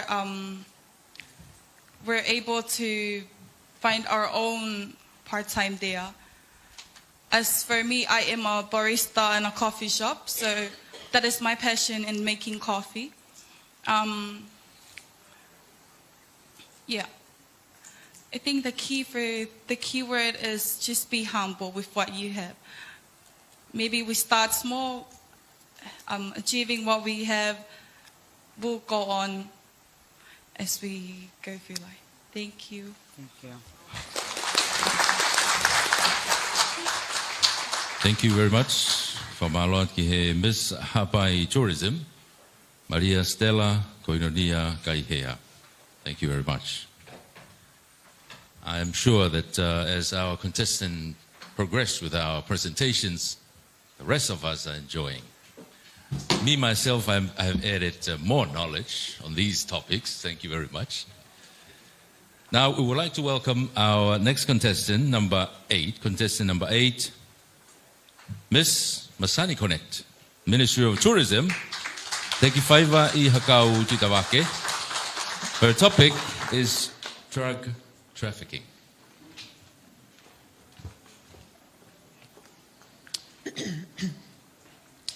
Maloilele and good morning. Please excuse my voice today. I think you have the harder job of trying to hear and understand what I'm saying, so good luck. Drug trafficking. Drug trafficking is the illegal production, transportation, distribution, sale, import, and export of controlled substances. But it is more than the movement of drugs across borders. It is an organized criminal trade that profits from addiction, weakens communities, and turns human suffering into business. At first, this topic may sound like a matter only for police, courts, customs officers, and border security. But in truth, drug trafficking reaches far beyond law enforcement. It crosses oceans, into homes. It enters schools, families, churches, and the lives of young people, leaving lasting harm in its wake. According to the United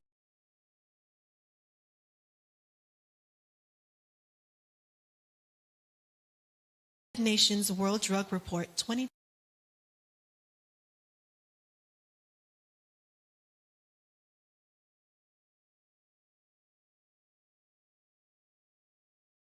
64 million people lived with drug use disorders, yet only 1 in 12 received treatment. And for women, only 1 in 18. It reminds us that while drug trafficking generates enormous profits for organized crime, those profits come at the expense of human lives. This shows us that drug trafficking is not an isolated crime. It is a global crisis of health, safety, dignity, and human potential. For Tonga and the wider Pacific, this issue is especially serious. Our islands sit across vast ocean pathways.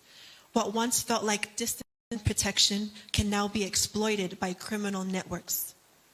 The World Drug Report warns that methamphetamine trafficking has increased in several small island countries across Oceania and the Pacific. It means the Pacific is not only witnessing the global drug crisis from afar. We are part of the route, part of the risk, and therefore we must be part of the response. This reality has also been acknowledged by our own national leadership. At the opening of Tonga's first national symposium on illicit drugs in 2021, His Majesty, King George Tupo VI, reminded us, our beloved country is no longer free of drugs, but rather very much part of the global struggle against illicit drugs. This is not just a problem for the police to deal with. This is a national issue that requires an urgent, integrated national response. His Majesty's words remind us that drug trafficking is not merely a law enforcement issue. It is a national issue that demands the commitment of families, churches, schools, communities, government, and every citizen. Criminal networks do not see our islands as sacred homes. They see routes, they see markets, they see opportunities.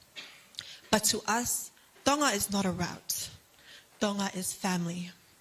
Tonga is faith. Tonga is heritage. Tonga is the place where generations before us taught respect, service, humility, and responsibility. Drug trafficking attacks these values. It weakens families, tempts vulnerable youth, increases violence, burdens our health system, and places pressure on communities that are small, close, and deeply connected. Families are torn apart. Young people lose their dreams and their potential. In a large country, one statistic may disappear into a report. But in Tonga, one affected life is a family name, a village story, and a future interrupted. As a Fifine Tonga, I believe our response must begin with wisdom. Those who traffic drugs and profit from destruction must be held accountable. Our justice system must protect our people. Those who fall into addiction must not be treated as disposable. They are still sons and daughters who carry divine worth. They need treatment, guidance, accountability, and a path back to dignity. My answer to drug trafficking is built on 4 principles: prevention, protection, partnership, and compassion. Prevention means educating our youth early before traffickers reach them and before addiction takes root. Protection means strengthening families, schools, churches, law enforcement, and our borders.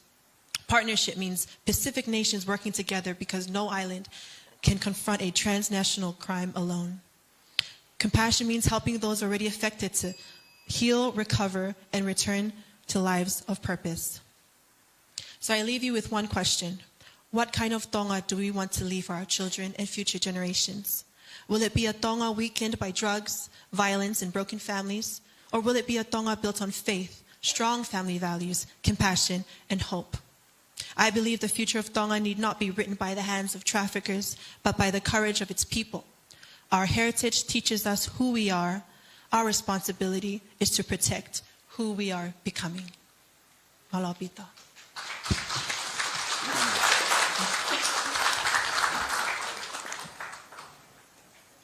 So what kind of Tonga would you like to see in the future? I would like to see a Tonga where we explain to our youth, our people, the whys of why we want to protect Tonga instead of just the what. Because It is one thing to tell people not to do this or not to do that. But if you explain to them the why, help them to have pride in their country and what it is that we are building here in Tonga, that will encourage them, especially the young people, to protect their choices and to be stronger, build strong moral characters, and be able to be great leaders, contributing members in our community. Thank you. Thank you.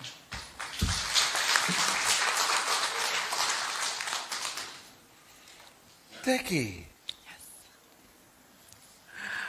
Your question at the end of your presentation goes with my question. Okay. The Pacific has increasingly been described as an international superhighway for drug cartels transshipping. Illicit substances like methamphetamine, cocaine to larger markets. So, as an ambassador or a youth ambassador, how would you balance the need for stricter border enforcement with community-led rehabilitation programs to save the next generation from the devastation of drug use or abuse? I think as an ambassador, I should focus on things I can realistically influence, and that would include raising awareness, prevention, partnerships, and youth empowerment. I think it's very important that we start to have these important conversations. It may be a little uncomfortable and scary at times, but I think by starting to have these conversations with each other, we can come together as a collective and work towards a solution. And I think this applies to all the topics that my contestants have spoken on, is that the most important thing we do is to start speaking, but not to just stop there. It is important that we follow through with action and try to see measurable results, outcomes, results. And if we are not seeing that, then it is important that we take the steps to ensure that we're making progress, that there is something happening, some change, some progress, because that is how we can see a better Tonga.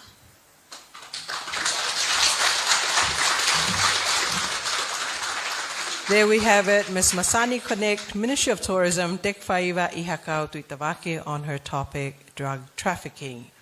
It is my pleasure to switch sides of the room and introduce contestant number 9. We have here Ms. Tonga Australia 2026, Antivenyana Taliauli, with her topic, Labour Shortages in Pacific Countries Due to Seasonal Employment Schemes. Ladies and gentlemen, Ms. Atmenyana Taliauli.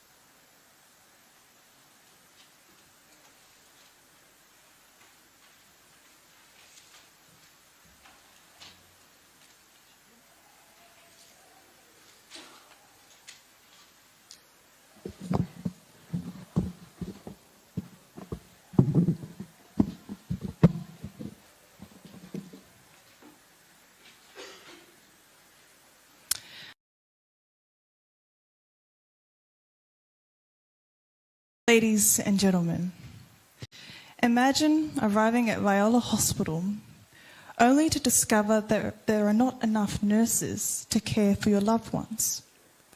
Imagine children walking into Fasi Primary School only to find that there are no teachers waiting in their classrooms. Would we call that progress? Labour shortages are not simply about vacant jobs. They are about the well-being of our people, the resilience of our communities, and the future of our nation. Today, I invite you to reflect on one of the Pacific's greatest opportunities and one of its greatest leadership challenges: labour shortages in Pacific countries due to the seasonal employment scheme.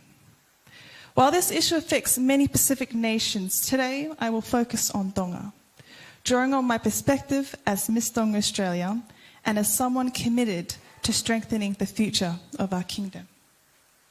At its heart, this topic asks one important question: how do we balance the opportunity abroad with resilience at home?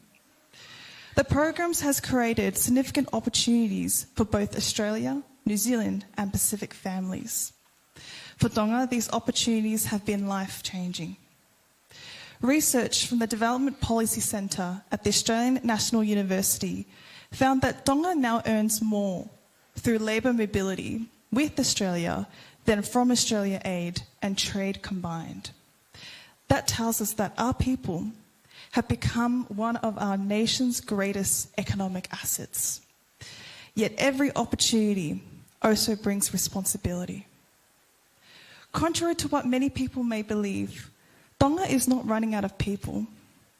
Rather, we are experiencing shortages of the right skills in the right places at the right time. While seasonal employment contributes to this challenge, it is one of several factors requiring thoughtful workforce planning. Labour shortages extend far beyond employment. They affect our essential services, businesses and families. Healthcare providers face ongoing challenges in retaining experienced nurses and other skilled professionals. While labour mobility has improved many families' lives through remittances, it has also required sacrifices through long periods of family separation. These realities remind us that labour mobility is not simply an economic issue, it is also a social and a human one. So how should Tonga respond?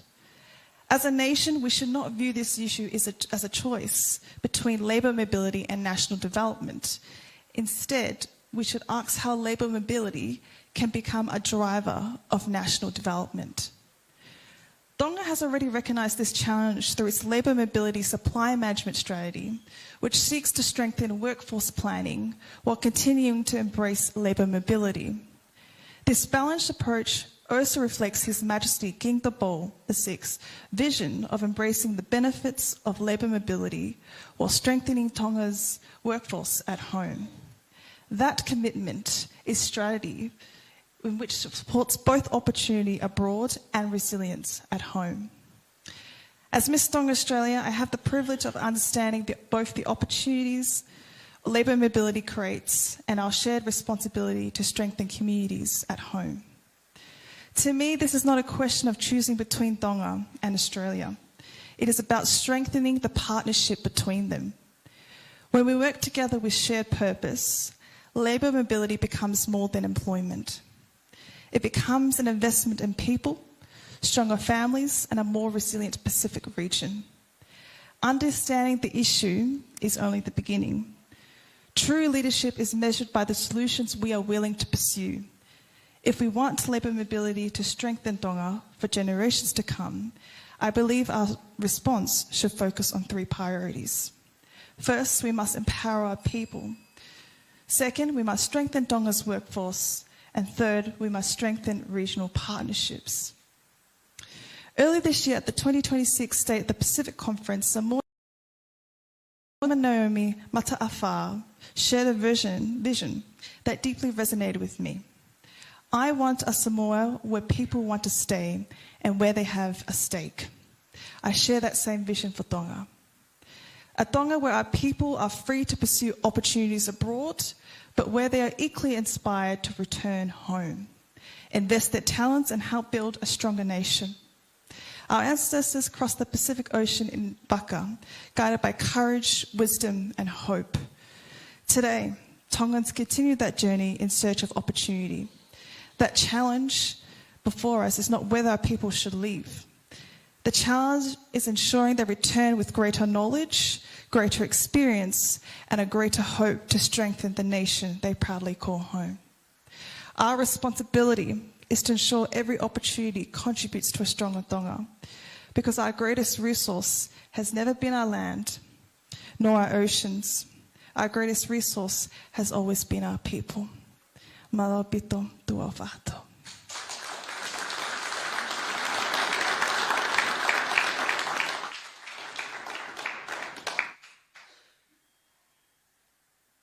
Thank you for that. I believe you've answered a lot of questions with your speech. Labour mobility is a double-edged sword in the kingdom. Economically, it is a blessing where it's helping families as well as building their homes, educating their children. But for the economy of businesses and government as well, we're suffering. How would you plan together to assist government, who is the doorway to this, to help the economy and also keep people here so they have jobs within private sector and within government? Yeah, thank you for that question. I do agree with you that the Labour Mobility Scheme has become one of Tonga's greatest development opportunities. It indeed has helped improve the lives of thousands of people, having provided a valuable income and a valuable work experience, and restricting those opportunities would not address the real-life challenge. The evidence suggests that, as I said, is not an experience of shortage of workers, but rather the shortage of the skills and the experiences that we need in Tonga. One thing I did observe while coming here to Tonga was that a lot of our business owners are from overseas. And I think that many of our locals don't actually understand or realise, acknowledge that there is potential and growth in Tonga. As an example, my media team, my brothers, they started their business, their media business, when they were straight out of high school. No, they weren't given any education around that. They didn't go to school. They learnt that by themselves. Can I just stop you there for a moment? Yes. Can you answer my question, please? Sure, sorry. Actually, 80% of Tonga businesses are Tongan-owned. Yeah. So please answer my question. Yeah, Thank sorry, you. apologies. Could you just ask that question again to clarify? So in short, what would you do to encourage government to put a scheme together that can also keep labourers here and skilled workers here as well? Yeah. Thank you. Sorry. So one of the things I would suggest and recommend that our Tongan government put together is that we actually really focus on in the education vocational sector of how we can train our youth, how we can mobilise the skills that they need to pursue their dreams. As stated before in the example that I had suggested, so many of our youth have the potential, but they don't have the resources that they need to pursue those dreams.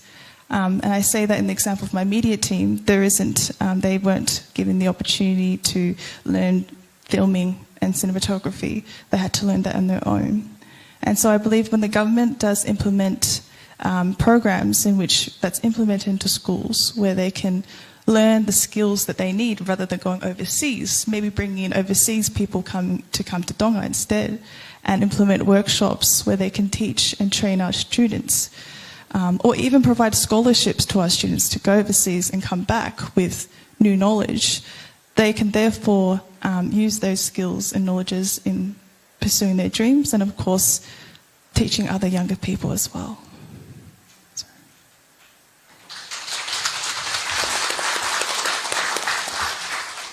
Thank you for the lovely presentation. I've said in a lot of presentations in the past couple of years of the challenges the tourism industry is facing, losing a lot of hospitality workers, and I've been involved in these programs. So if you want to talk to the tourism industry about the positives, I mean, how can the tourism industry actually benefit from the labour mobility if you're selling this to the tourism industry? Wow. Yeah, thank you for that question. I think the tourism will benefit from the labour mobility scheme. Firstly, because it allows people to, first of all, address the fact that if we show people, our locals, as I was corrected by the judge, 80% of our businesses are Tongan locals. If we showcase more of our businesses and our locals and in advertisements, campaigning that really, and actually not just showing it on TV or Instagram or we always see those commercials, but actually going out to them and actually gain their stories and experiences for how they actually built up their businesses and the skills and knowledges they were going through to start their own business. We can foster that knowledge and promote more people to, I want to also start a business as well. I say that in the fact that there is an emphasis on storytelling in our Pacifica culture, and when we put that not only to our older generations to tell the stories of our culture and traditions, but how we can implement that in storytelling in our businesses, I think that way we can help the tourism promote that. Thank you.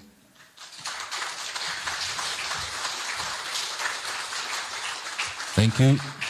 Thank you very much. Ms. Antivenia Natalia Uri, our Miss Tonga Australia 2026. Well, there are 5 more. Only 5 left. If you are blown out by their knowledge today, this afternoon, wait till you see their Taulunga this evening.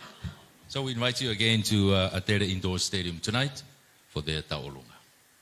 Now let's continue on. Let's introduce our next contestant, number 10. Contestant number 10, Miss Apraxis, New Zealand 2026. Kathleen Monica Soana Vayatangtau. Her topic is tourism.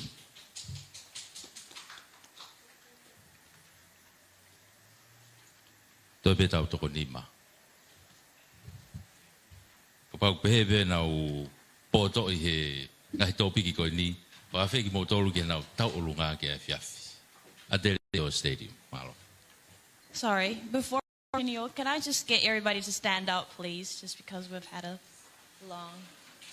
Everybody, please. Just have a little stretch, and I want you to turn to the person next to you and say, you look lovely today.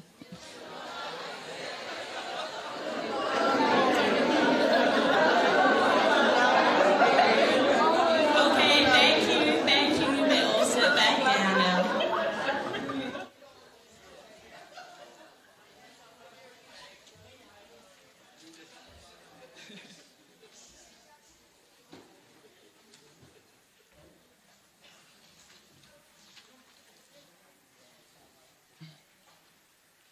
Tapu ki he tolu tahai o tua.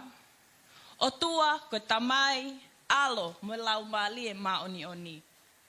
Sen tulieni e ua o ke lesi ko ia. Mo e tui ko ia ho tau pule angani. O ku katau katoa ngai hono tuku whakaholo. Pa ku ne whalu te hakahau e tu uloa mo kau a whakalangi.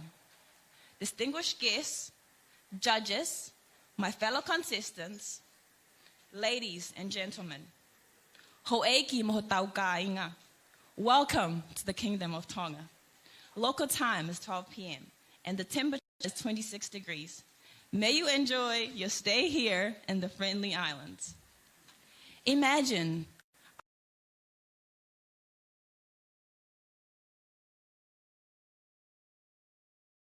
Polynesians' traditions are proudly preserved, and where every visitor is welcomed like family. The Kingdom of Tonga is one of the South Pacific's best kept secrets, offering an authentic island experience unlike any other. Tourism is a powerful contribution in the economy of many nations. Here in Tonga, it generates 11% of our GDP and sustains about 9% of total employment. That's about 4,000 jobs. Ecotourism and adventure tourism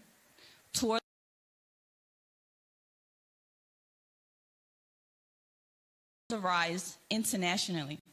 For instance, in Vava'u, it is known for whale watching. In Ewa, tourists can captivate vantage points like the Li Angahuo, the sandy beaches of Ho Malai in Ha'apai, and the Funga Vailahi in Niua Fo'o, and the Vaigo Niutoa in Niua Toptapu. Families are the heart of our culture. As our motto, Tonga Mo'unga ki he loto. We Tongans live, work, pray, worship, celebrate, laugh, and cry together in families. Togetherness is what we are longing for. Family and social tourism fits nicely with the celebration of the 200 years of Christian faith with the Free Wesleyan Church Conference participants, visiting historical landmarks in Hihifo, known as the landing site of Christianity in Tonga, including Whangolua, the memorial plaque for the first sacraments at Kanokupolu, and the memorial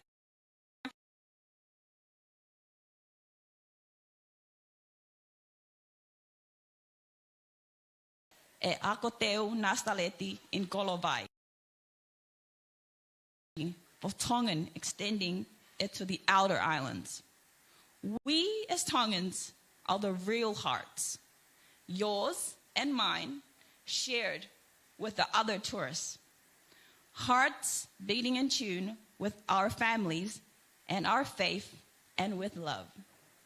Tourism is just as much as your responsibility as it is mine. From your crew, contestant number 10, Miss Approxis New Zealand 2026. Thank you for flying with Air Tonga Masani. Tua o whaatu.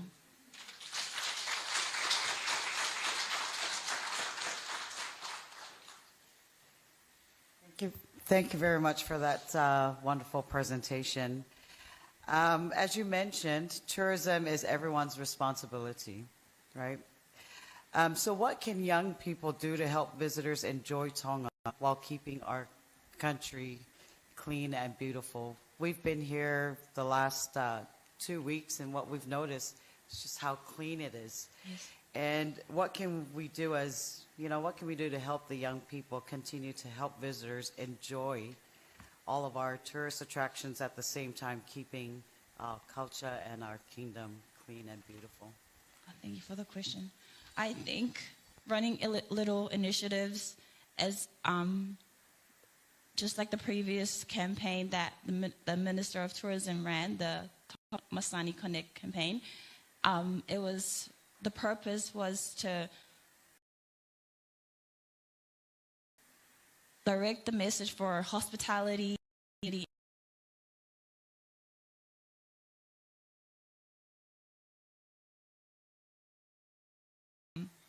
a motivation to push these young people as well as their families as well to work together to welcome the locals as well as the visitors coming from overseas. Thank you. Thank you. I really like how you said that families are the heart of our culture. And our culture is the heart of tourism in Tonga. How are you going to promote to the people of Tonga, because you said it's togetherness, that heart is the core context of our culture? Thank you. To me, one of the strengths that us Tongan people have is tali tali kakai lele. We are known as the friendly islands. To me, to capture the heart of people, when you first encounter at the airport, it gives them a warm feeling and leads them to coming not into the country, but persuading other visitors as well to come with their friends and their family as well. That's the motivation behind by just that's a way of bringing in more international as well as domestic visitors. Thank you. Contestant number 7, Miss Approxis New Zealand 2026, Kathleen Monica Soana Vayatangtao, on her topic of tourism.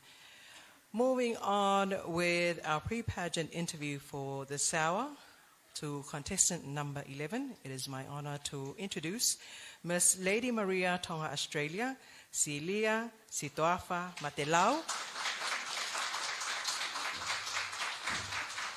and her topic of presentation for this hour is digital safety and cyberbullying amongst youth. Malora malie aho eiki, moilele e tonga kotoa. Koku ingoa ko Silia Sitoafa Matelau. Today my topic is digital safety and cyberbullying amongst the youth. And before I start, I just want to acknowledge the 4 pillars of our Tongan culture. Mamahi imea, loyalty and passion, lototo, humility, and the 2 that I really want to focus on is whakaapapa, respect, and tahiva, nurturing relationships. Today, our youth in Tonga are living in 2 completely different worlds. One physical, of our schools, their sports, communities, and homes, and then one on social media. Both influence identity, confidence, and well-being. Social media has created opportunities for connection, education, and expression, but it has also created new spaces for harm. While harsh words face-to-face come with many consequences, harsh words that can be typed through a screen can affect our youth in the safety of their own homes here in Tonga. Now, what is cyberbullying? Harassment through comments and messaging, body shaming, public shaming, rumors and gossip, and fake accounts. Research shows that 1 in 3 people globally have been affected by cyberbullying, and these effects are long-lasting. Victims are more likely to have anxiety, depression, and low self-esteem. Use of social media for our youth increases every single day, and they're exposed to a lot of good and a lot of bad, which makes digital safety even more urgent for our islands. If we leave our youth with no safe spaces, no support, and no one to listen to, it will only put the leaders of tomorrow in the dark and isolated. The context for Tonga: we are very strong communally, and reputation matters deeply. Gossip can spread very fast with our small communities, and online harm can feel very inescapable.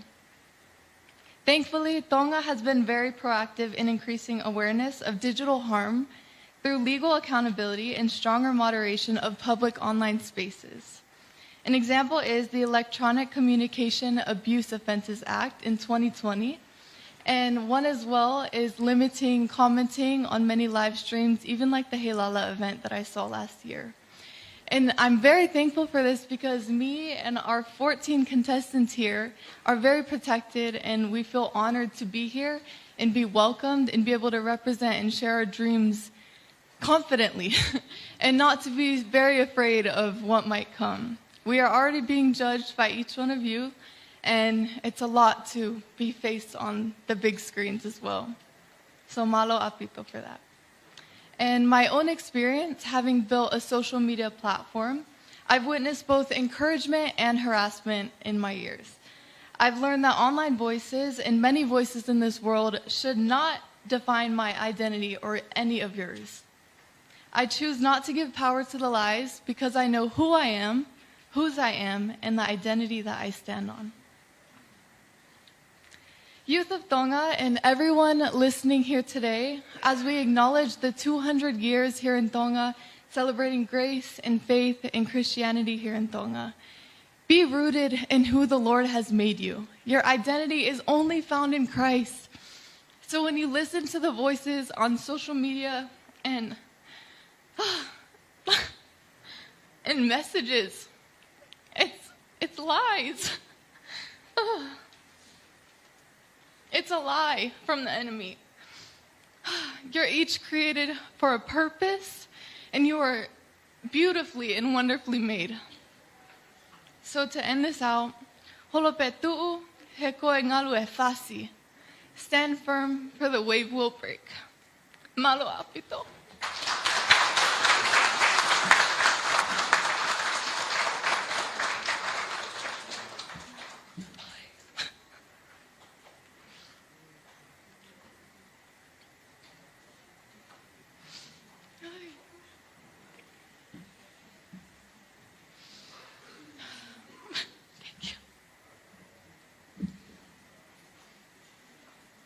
That's all right.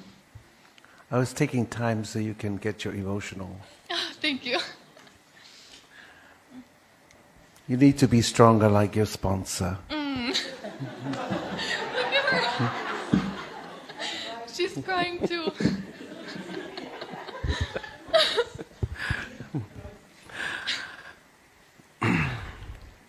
Digital safety and cyberbullying amongst youth. As social media becomes central of the lives of Pacific youth, we are seeing a rise in online harassments and cyberbullying. How would you use your platform to advocate for safer digital spaces and teach young people how to protect their mental health online? Malo Apito for the question. With my social media platform, I've always made it, I need to be real with everyone. And so I don't just show the glitz and glam. Even with this Heilala journey, I chose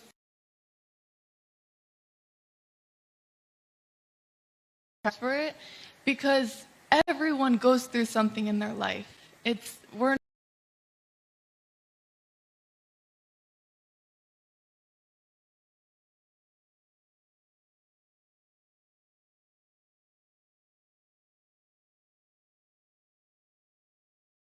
not, we can be very strong, but there's always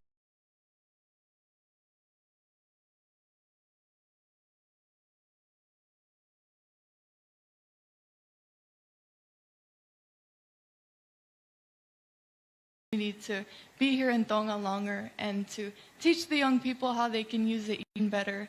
I would love to do that.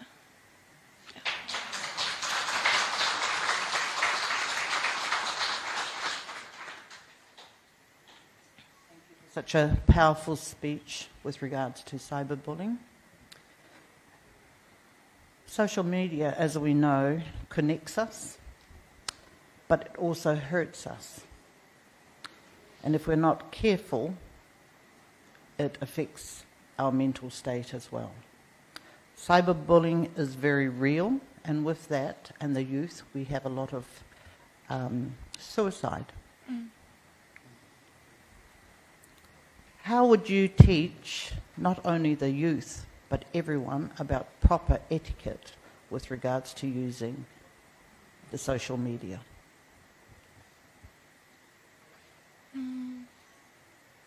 Just thinking about anga whakatonga and how, as Tongans, we hold that respect and tauhiwa with nurturing relationships, that it leads into every sector of our life, including social media. So that Tongan proverb of laying out the mat and making safe spaces to talk about arguments as well and things that happen within our family, I believe is very important, rather than jumping on Facebook and just going at it and talking bad about our family when we have disputes. That can not only affect the one person, but it affects the whole community, because as Tongans, we don't just go as one. We are a community. There are many people behind me as well. And so, did I answer it a bit? I think I lost it a little bit, but malo apito. Thank you very much, Miss Lady Maria Tonga Australia, Siria Sitoafa Matelau. Now let's welcome our next contestant, number 12. Contestant number 12, Miss Likwalofa Resort, Melelupe Hongosia Piutau Tongi. Her topic is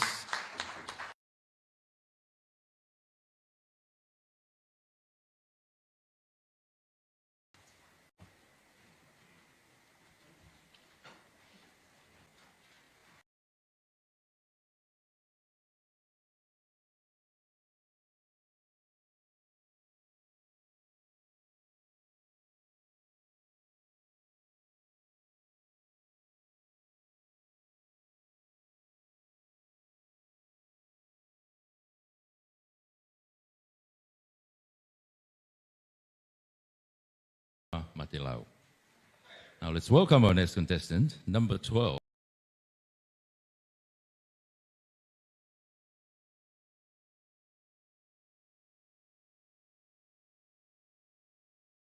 Pasifika person, steadily increasing in size with each passing year. The beast I'm referring to is the cost of living and inflation in the Pacific. Today, I invite you to look this beast in the face as we explore what feeds it, how it affects our people, and the practical solutions that can help us tame it. Allow me to take a brief moment to hone in our beloved kingdom. According to the International Monetary Fund, which is an organization that helps countries maintain stable economies, the projected inflation rate of Tonga in the current year, 2026, is 3.8%. While this figure is lower than the high inflation experienced in recent years, it does not tell the whole story. Many Tongan families continue to struggle because prices for essential goods remain much higher than they were before the pandemic, while wages have not increased at the same pace. So what exactly feeds this beast? The Pacific faces unique challenges that make the cost of living higher than in many other parts of the world. Our islands are geographically isolated, meaning that much of what we rely on, from food and fuel to medicine and construction materials, must travel thousands of kilometers by sea or air before reaching our shores. Thus, I present to you my first critical point in understanding inflation: importation. Tonga imports the majority of its essential goods because these necessities must cross vast oceans before arriving in our ports. Every increase in global shipping costs or fuel prices is eventually reflected on the shelves of our local stores. We are not merely paying for the product itself, we are paying for the journey it took to reach us. The consequences extend far beyond economics. Families are forced to make difficult choices between paying for food, electricity, school supplies, or medical care. Small businesses struggle to absorb rising operating costs, while farmers and fishermen spend more simply to continue earning a living. Although wages have increased in some sectors, they have not kept pace with these rising expenses, leaving many households with less purchasing power than they once had. Fortunately, every beast has a weakness. One of the greatest opportunities for Tonga lies beneath our very own feet, in our own soil. By investing more heavily in local agriculture, community gardens, and sustainable farming, we can reduce our dependence on imported food. Every fruit grown locally, every vegetable harvested from our own land, and every fish caught sustainably in one less product that must travel across the ocean before reaching our dinner tables. Supporting local farmers also strengthens our economy. Instead of sending millions of dollars overseas to purchase imported foods, more of that money remains within our own communities, creating jobs, supporting local businesses, and increasing food security for future generations. The beast of inflation cannot be defeated overnight. There will always be global events beyond our control. Yet, we can decide how vulnerable we choose to be. By strengthening local agriculture, supporting Pacific businesses, and reducing our dependence on imported goods, we begin to shrink the very beast that has burdened our families for so long. The Pacific has always been a region defined by resilience. Our ancestors crossed oceans with courage and ingenuity, building thriving communities with the resources around them. If they could overcome the vastness of the sea, surely we can overcome the challenges before us today. The beast may be daunting, but together, it is one we are capable of taming. This concludes my presentation. Malo Aupito.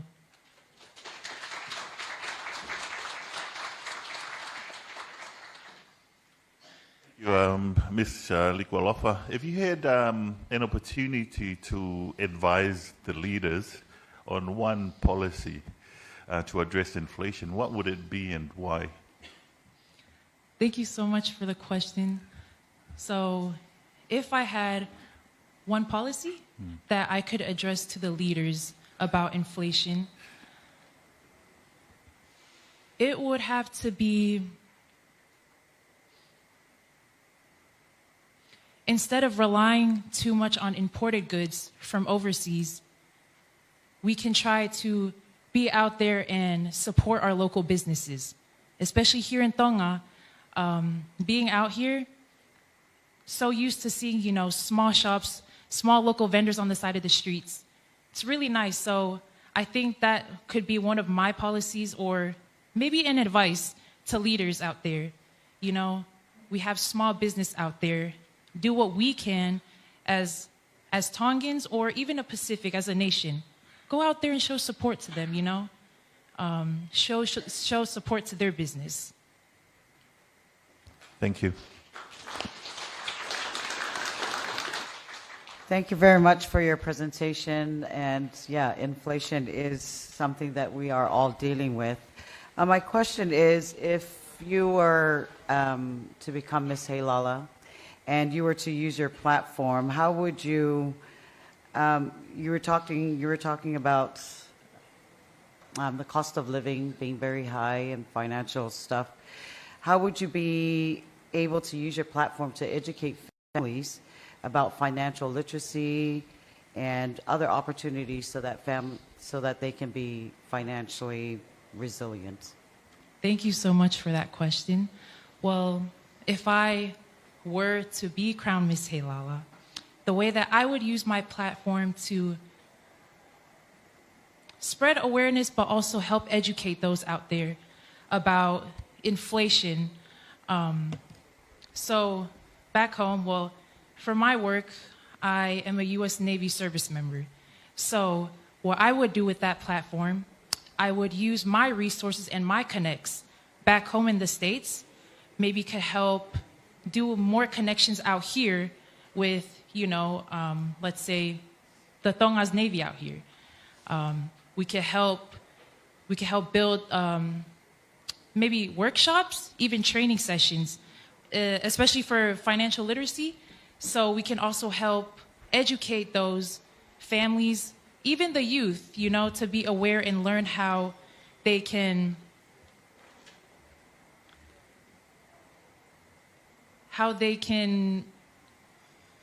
know how to use resources correctly and maintain it in a really good way. So, yes, that's how I would use my platform. Thank you. Malo Pito. Thank you. Contestant number 12 there, Miss Likualofa Resort, Melelupe Ongosia Pitau Tongi. And of course, her topic of presentation was cost of living and inflation in the Pacific Islands. I now introduce contestant number 13, Miss Wava'u Tourism 2026. We have Siutaisa Funaki, and her topic of presentation is on health.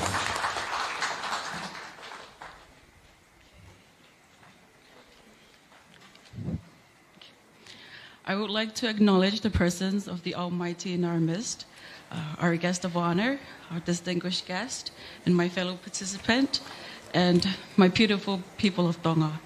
Today, I stand before you to speak on a topic celebrating our heritage and embracing our future in health, which involve each and every one of us, our family, our community, and the future of our beloved kingdom. In Tonga, we are blessed with rich tradition, strong faith, a deep sense of community. We celebrate life through food, gatherings, and culture. But today, we are also facing a quite challenge, one that is growing yet preventable.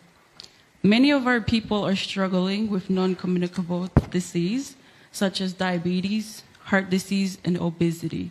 These are not just statistics.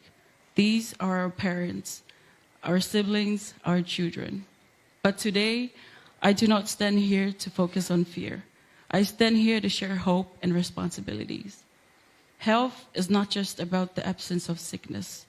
It is about how we live every single day, how we eat, how we move, how we care for our mind, and how we support one another. First, let us talk about nutrition.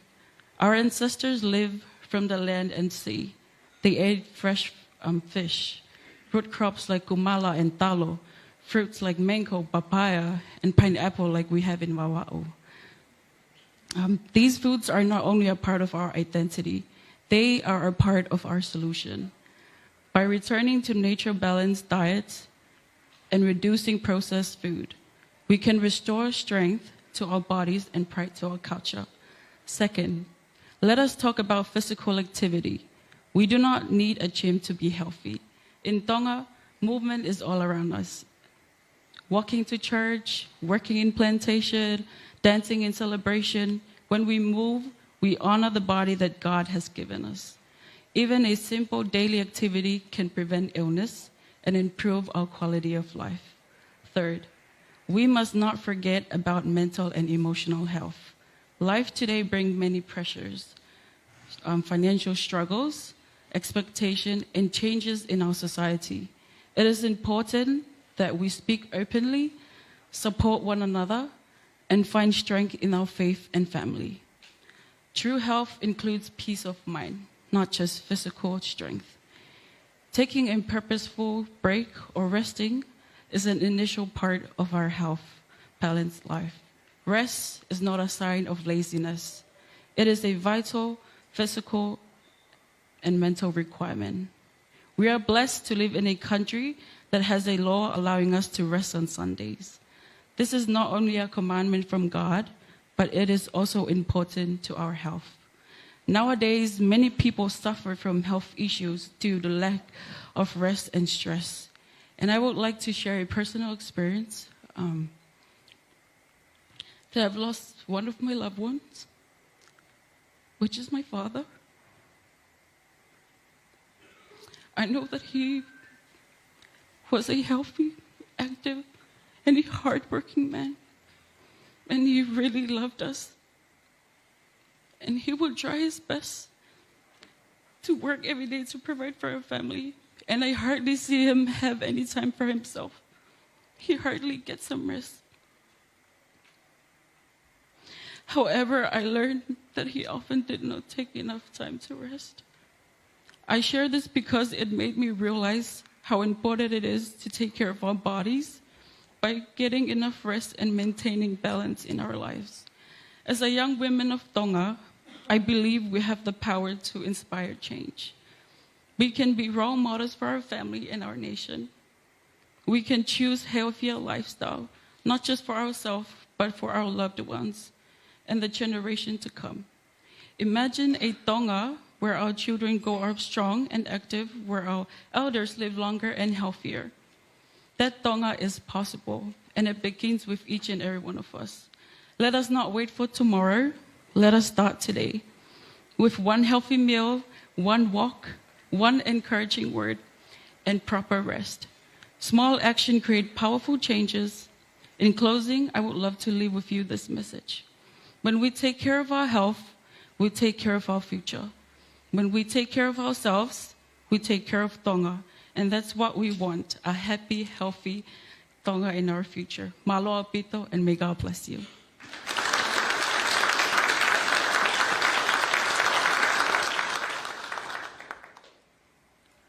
Thank you, Ms. Funaki, and for the emotional sharing you just did. I really like the fact that you mentioned that health is all about how we eat. You know, I always call it we have to eat right, and also movements as well as resting.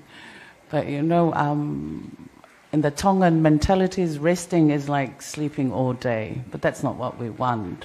That would be very unhealthy.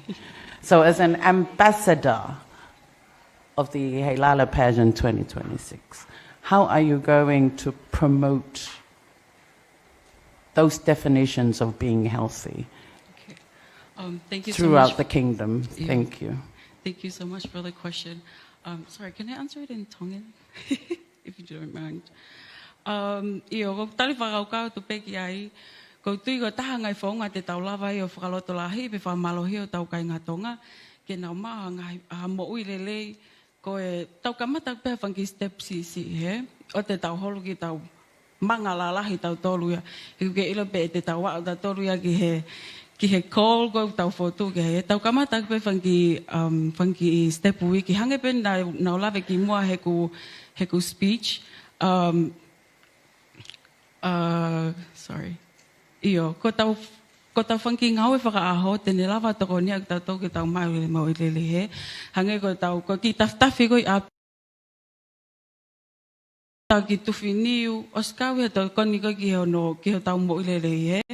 Na ko ki vai po ki au sia na every time na hanga yo se de ki kol ge ki whakaholo. Pa na lava ke chimi ko alge cardio o ai o ki minto no ai. Pau aleva ke weightlifting i. Pau hori au ka ke alo ka mata he fangi tampela ko kilo i ki. Ala he ke tampela ko kilo i wanima. O mena hoko ke na fasuk ni ma pa whakamosi a puke pa fok leva ke api ke te sia ke chimi o au me ke ahoni. Kako ya ko fala le tau kamata ki be ke fema au ke tau tu to a fusumpa ho wa ta be tau kamata be fangi ngau e faka a ko ya tau api ko tu pela va to ko ni ke tau mo le lo pito.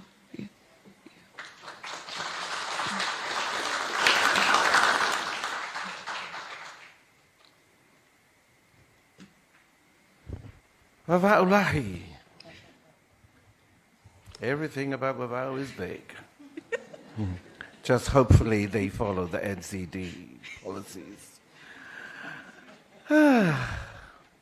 You can answer this in Tongan if you want.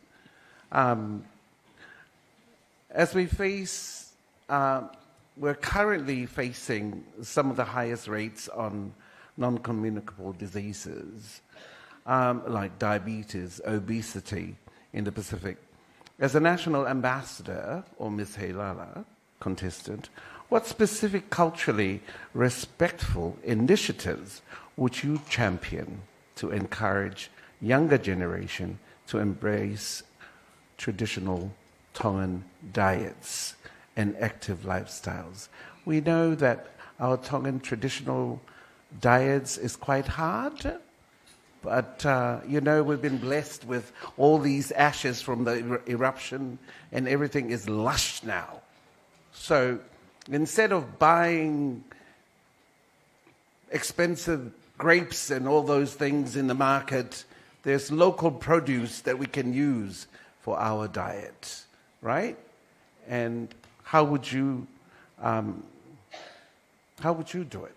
What would be your way of doing it to get our younger generation, me and Charlotte in our age group, me and Liz in our age group, to go back to that diet, to look fabulous until 80-year-old? 100. That too. Pamalat pege fehui ko tukumai ko ki tari whakau kātua mo ki pōpō. Ko ilo peo ku whaingata ke tau whakahoko a ngai kai mo ilele I he tuunga whapaanga u tau iai ko ngai koloa ku mamafa. Pea ko pōpō pe I o sayang pege tau whoki ke tau I he taimi ko e taunga aki e te tau lava peo o ki whema ki tau toki ke maa ke tio kumang whangfui ka lepi mo whangfui strawberry pako a pere nusi la pālangi. O ku te tau lawa pa toa whangi fuluti fuai a kau I o taunga hi api hange koe lesi mo e whainā kona wai ki mua mo kore me ke kau wapau ka mausenia to mo whainā ifo.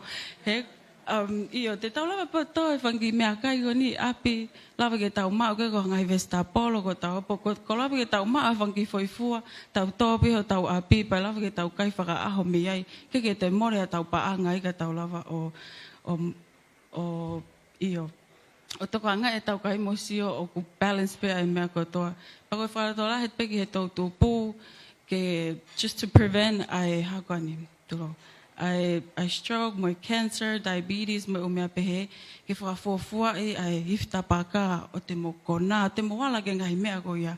Koe taimi ko te mo taofe ngai mea ko ia, lava ke mo toko ni I mo tolu, ke mo maha sino mo ilelei, pa ke mo matewawe ke mo tayang he, ka mo live younger, hange ko e Joe.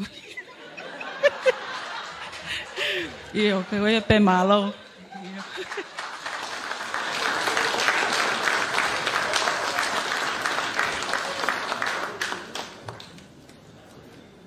Miss Wawa'u Tourism, Siutai Safuna. Thank you very much. That's our 13th contestant.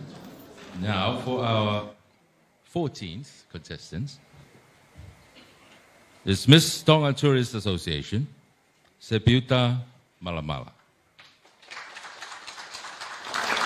And I think her topic triggers all of everything that we're going to do. Mental health.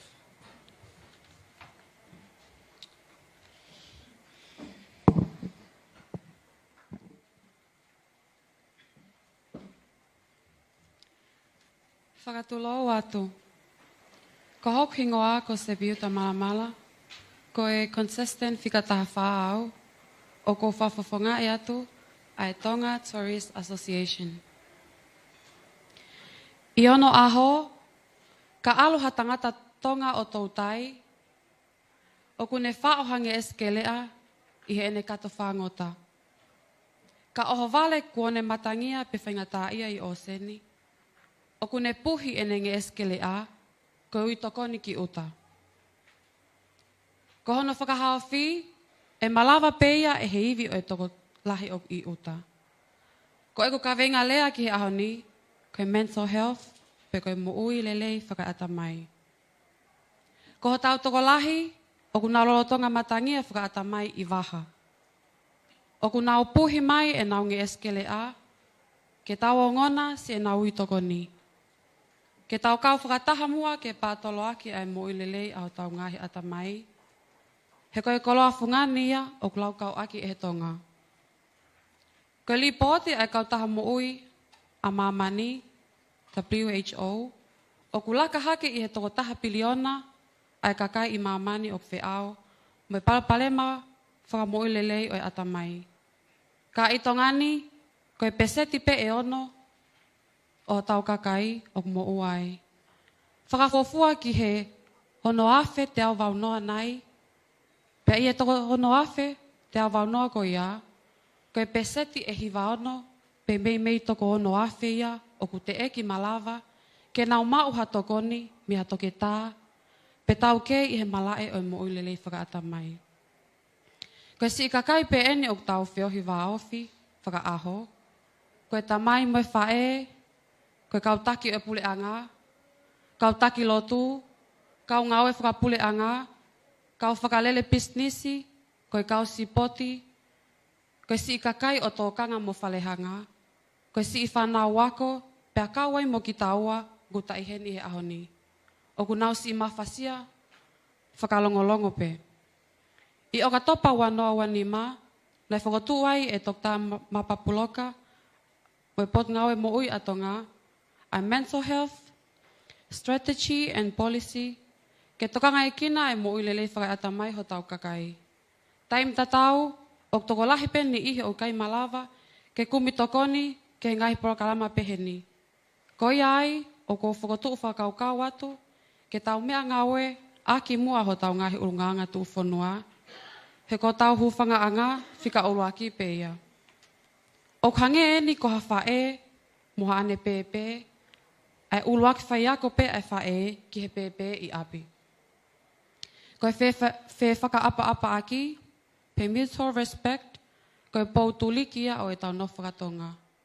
O ku tau whakalongolongoi, ai mea lahi, ko e whaka apa ki ho tau ngahi kupu whekau aki. Ke tau te whakawhotunga fo o mua, ai whaka apa aki, e tau whanonga ki ati ki nau tolu, mo oua te tau whai whakamau. Pea tau tokai, mo malui ho tau ngongolelei. Ko e humility, pe anga whakaaki mui, ko e tau tuku ho tau kita, ka tau ngā unu, ke tuunga ta tau meni ihi ko e ni. Ke tau talia mo tokanga e kina, pea oua te tau whakasiosio kehe, mo to o maa pe ki nau tolu. Ko e uho o e tauhi waha a, ko e ikai ke mo ui whakawhotui. Ko e si ikai haa, ko e si pe e te tokoni, ka aku te asi pe, he ne tokoni, ka aku ne maho inga ia. Ke tau whakaha mo whakahinohino ki he ni ihi ko e ni, o ku tau iai maa ki nau tolu, mo fia, ke kau whakataha mau pe. Ko loyalty pe mamahi mea, o kune hai whakataha e tau tui whakariste ane, pia moe loto ofa. O ku ikai ke tau teke i ane ihi ko e ni, ka aku tau hake aki, mo whakamahino o iai ho nau nge ia, neongo e nau puputuu whakai ata mai. Ko e ofa me honga ia ai tonga, o kune mo unga pe ki hono loto. Si kau whawhine Miss Heilala, ko e kau tala whekau ki tau tolu ki he kahau o tonga, ke tau whepopo waki mua e ngawe ake e whai ka vikoula, ko e kupenga ia ke tau lalanga aki, ke ne malui e mo ui whakalelei whakai ata mai ai tonga. Ko e si iongoe o e kele a, i mei he oseni, ko e tau tuu whakataha, kai malohi ha whonua.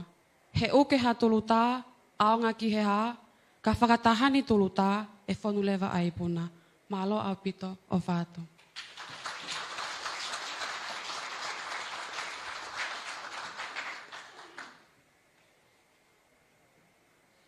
Thank you very much for your speech. Mental health is very real, and a lot suffer in silence. And we have many Tongans who suffer from this. What would you do as a Heilala ambassador to break the silence so that people aren't ashamed to come forward and say they seek help? Where they can go to as well. Thank you for that question. In my opinion, is counseling. Counseling is very important for our youth.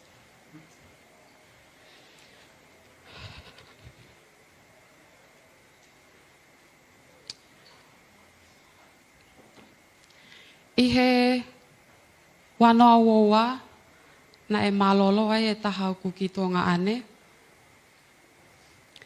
Ko e ku matatonu ia ihe puputuu ko e taha ia i mental health.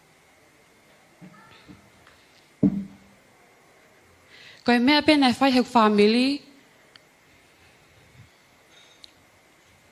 ko e lotu mo e tala noa.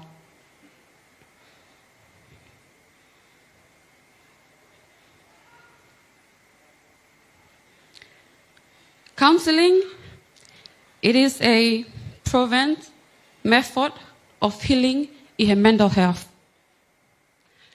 Ke kamata i he siasi mo e ako ha mea pehe ke toko ni lahi ki he youth. Pe paulewa ke enforce ai confidentiality ke uhinga ke open up ai tonga. Ke lava o vahe mai ai palopalema mental health. He koe uhi, he oku iai ai ni ihi a te tautolu o ku nau maa. E ke lava ke nau vahe mai e nau mental health. Mahalo koe pe. Thank you.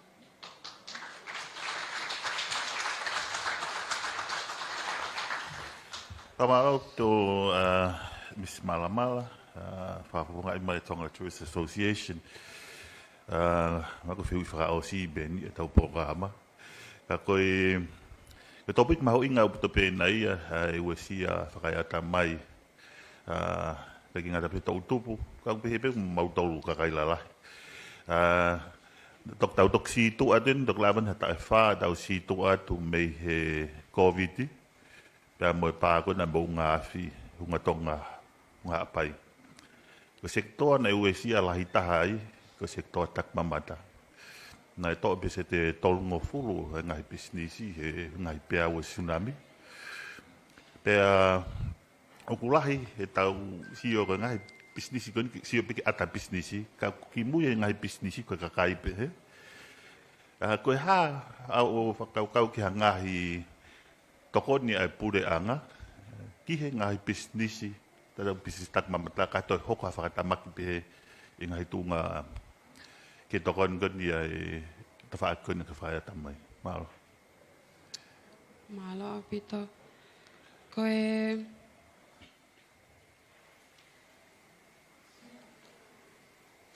Koe tokoni pe o ko whakaukau ki ai, ke kole ki he pule anga, i kai ke ngata pe i tongani ka i he otumotu, i wawau e ua hongoniua moha apai, ke whakotuu hangahi polokalama, pe ko ha project uhinga ke taimi koe o ku hoko mai ang hatoi whaingataa o ku osi i aipe ai ngahi project i he i tongani mo ngahi otumotu. Maha koe pe malo.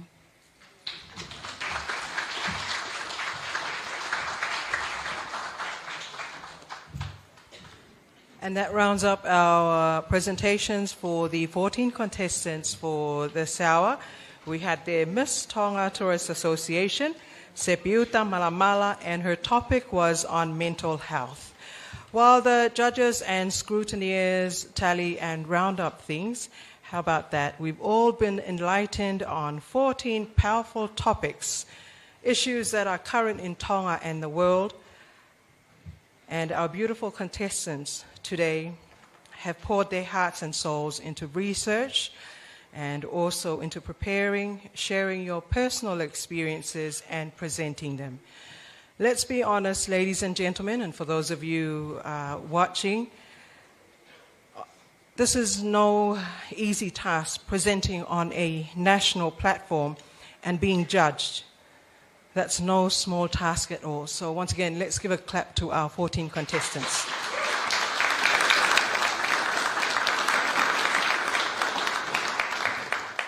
This has taken courage, discipline, and their loto i tonga to come through.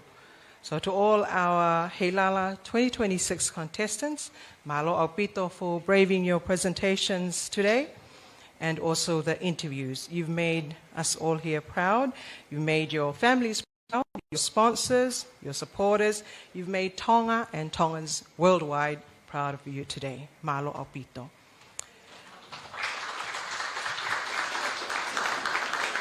As we come towards the end, we'd like to once again acknowledge the Supreme, Elite, and Platinum sponsors who have made Heilala 2026 happen.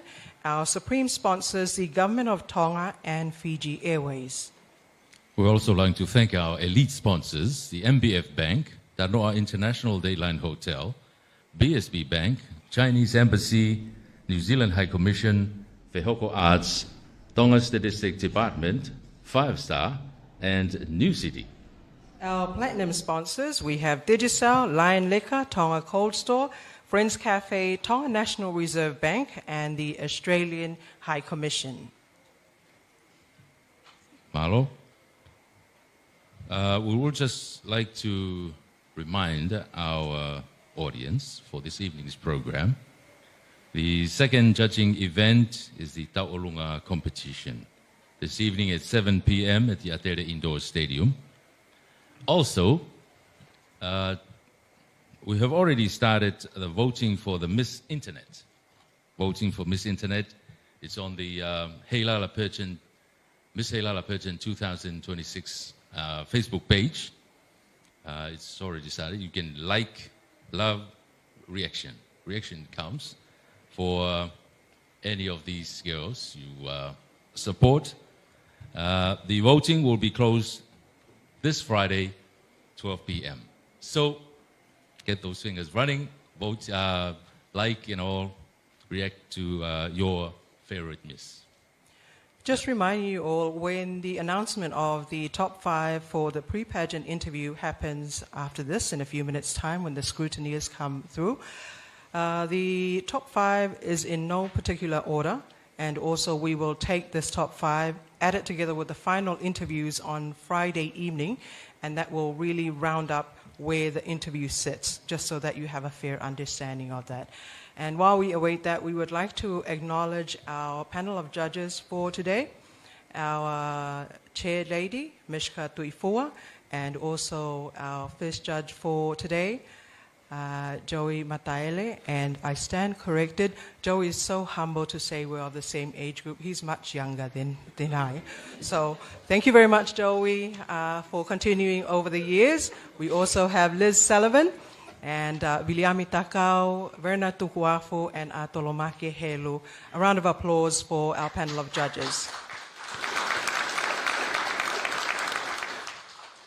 Once again, we would also just like to acknowledge in our midst, the gratitude is never ending to our Miss Heilala, Sosiana Taumoepeau. Once again, Sosiana, and also we have Miss Pacific with us. Thank you once again for joining us for Heilala 2026. And every year we are fortunate for the support of our 2 banks, MBF and also BSP, always coming through as scrutineers for our Heilala Week. And this year we have Mr. Niroshan Desanyak from the MBF and also Peteli Vailea from BSP Bank. Thank you very much to the 2 banks for coming through And also we would like to acknowledge all our sponsors. This year is unique, not only historic because of the year, the bicentennial anniversary, but also we've seen the numbers grow in comparison to past years. So hopefully it's a good sign of Heilala and more to come of it, that this year we have 14 participants, Melialau. Thank you, Salote. Now, you just relax and enjoy. We just wait for our scrutineer to finalize those contestants.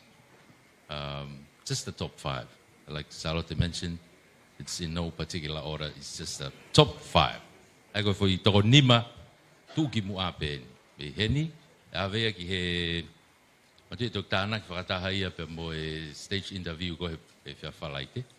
Pe toki whakatoa ia ko pare ia ki interview. I go toko nima ko ni koe ko raktol whani maen ko toko nima pe. Also reminding for this week, whether you're present in Tonga or those that are watching us and joining us from overseas, we'd like to acknowledge the platforms that are being used or the live streams that are coming through, especially for Radio and Television Tonga and Broadcom, our main 2 live broadcasts that are carrying through, and also just our Tongan diaspora, whether in Tonga or the Tongans overseas actually. Thank you for coming through and supporting year by year. I think the events to come that throughout the week we've got our sarong we've got our tauolunga this evening. We also have talent, the island wear, and of course this year we're going to take it back to past years like the ball. And I know the pageant director, festival director, the minister himself, he's put in his own touch into a waltz and ball and whatnot. So there's a lot to be expected this week. Coming through, and that's exciting, Melialau.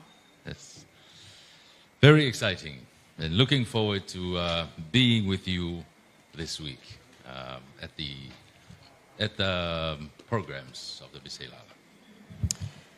Yeah, we're still waiting. I think that's a good sign. As we're waiting for the scrutineers, it's the hard job that they've done in terms of coming through with the points and everything. And as we see, it's come through to our head judge in terms of being particularly ready with our marks there. Stay with us. We have our top 5. Again, it's in no particular order whatsoever. And as we awaited the scores to come through, this also reflects the hard job that had gone into the judges and being able to judge the presentations, and also tallying of the marks and being passed over to the scrutineers. Thank you very much.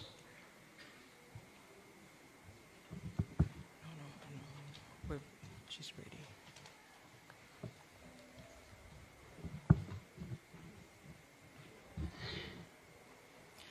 As our contestants are ready for the announcement of the top 5, I'd like to once again acknowledge you individually and also your supporters, your village behind you. A lot of work, and just seeing you all throughout the preparations. I'd like to acknowledge you all, the efforts, and still braving the smiles out there. You've gone through a lot throughout the past week, the rehearsals, the long rehearsals. So thank you, girls, still being able to brave the smiles at this hour. And we have here our results. And the results in terms of, once again, it's in no particular order, but this will be the top 5 of our interview for this hour, which will be added with the final interview. And then from there, the latest or the last results will be named. In no particular order, our top 5 for the pre-pageant interview, we have with us, can I please call on stage Miss SNS USA.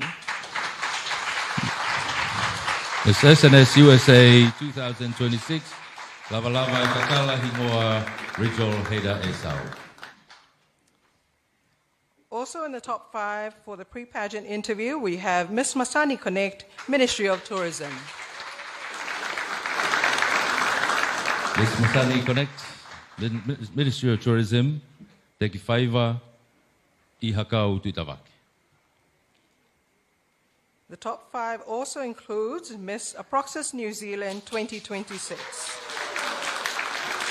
Miss Aproxis New Zealand 2026, Kathleen Monica Soana, via Tangitau.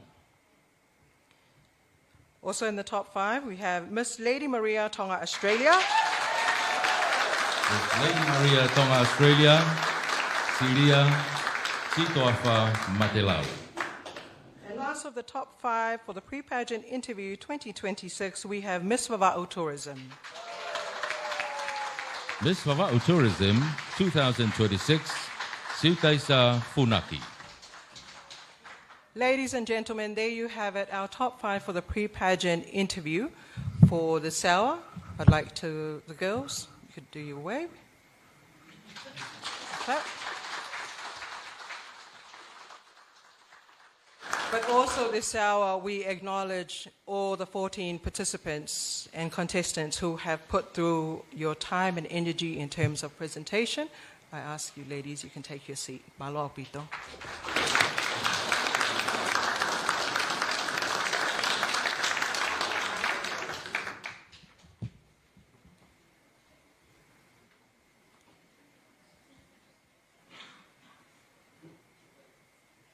Ko toko ni mana te nau whiri he tau kau whamau. Toko ni matu ki mo ai he tau pre-pageant interview.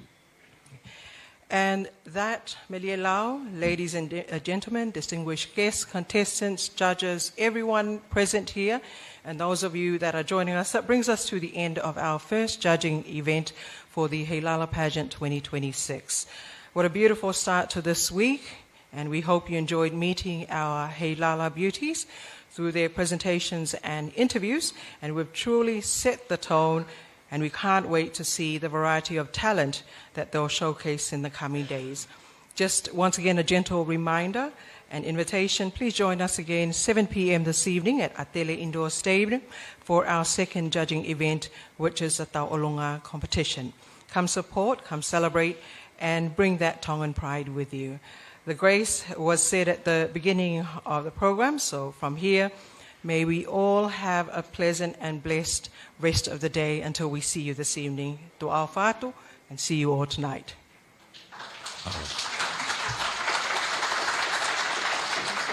We done? We done. So now I think they'll be taking photos, official photos for the Miss Heilala, but the program is officially over. Malo. So you can just relax and enjoy. Karaoke?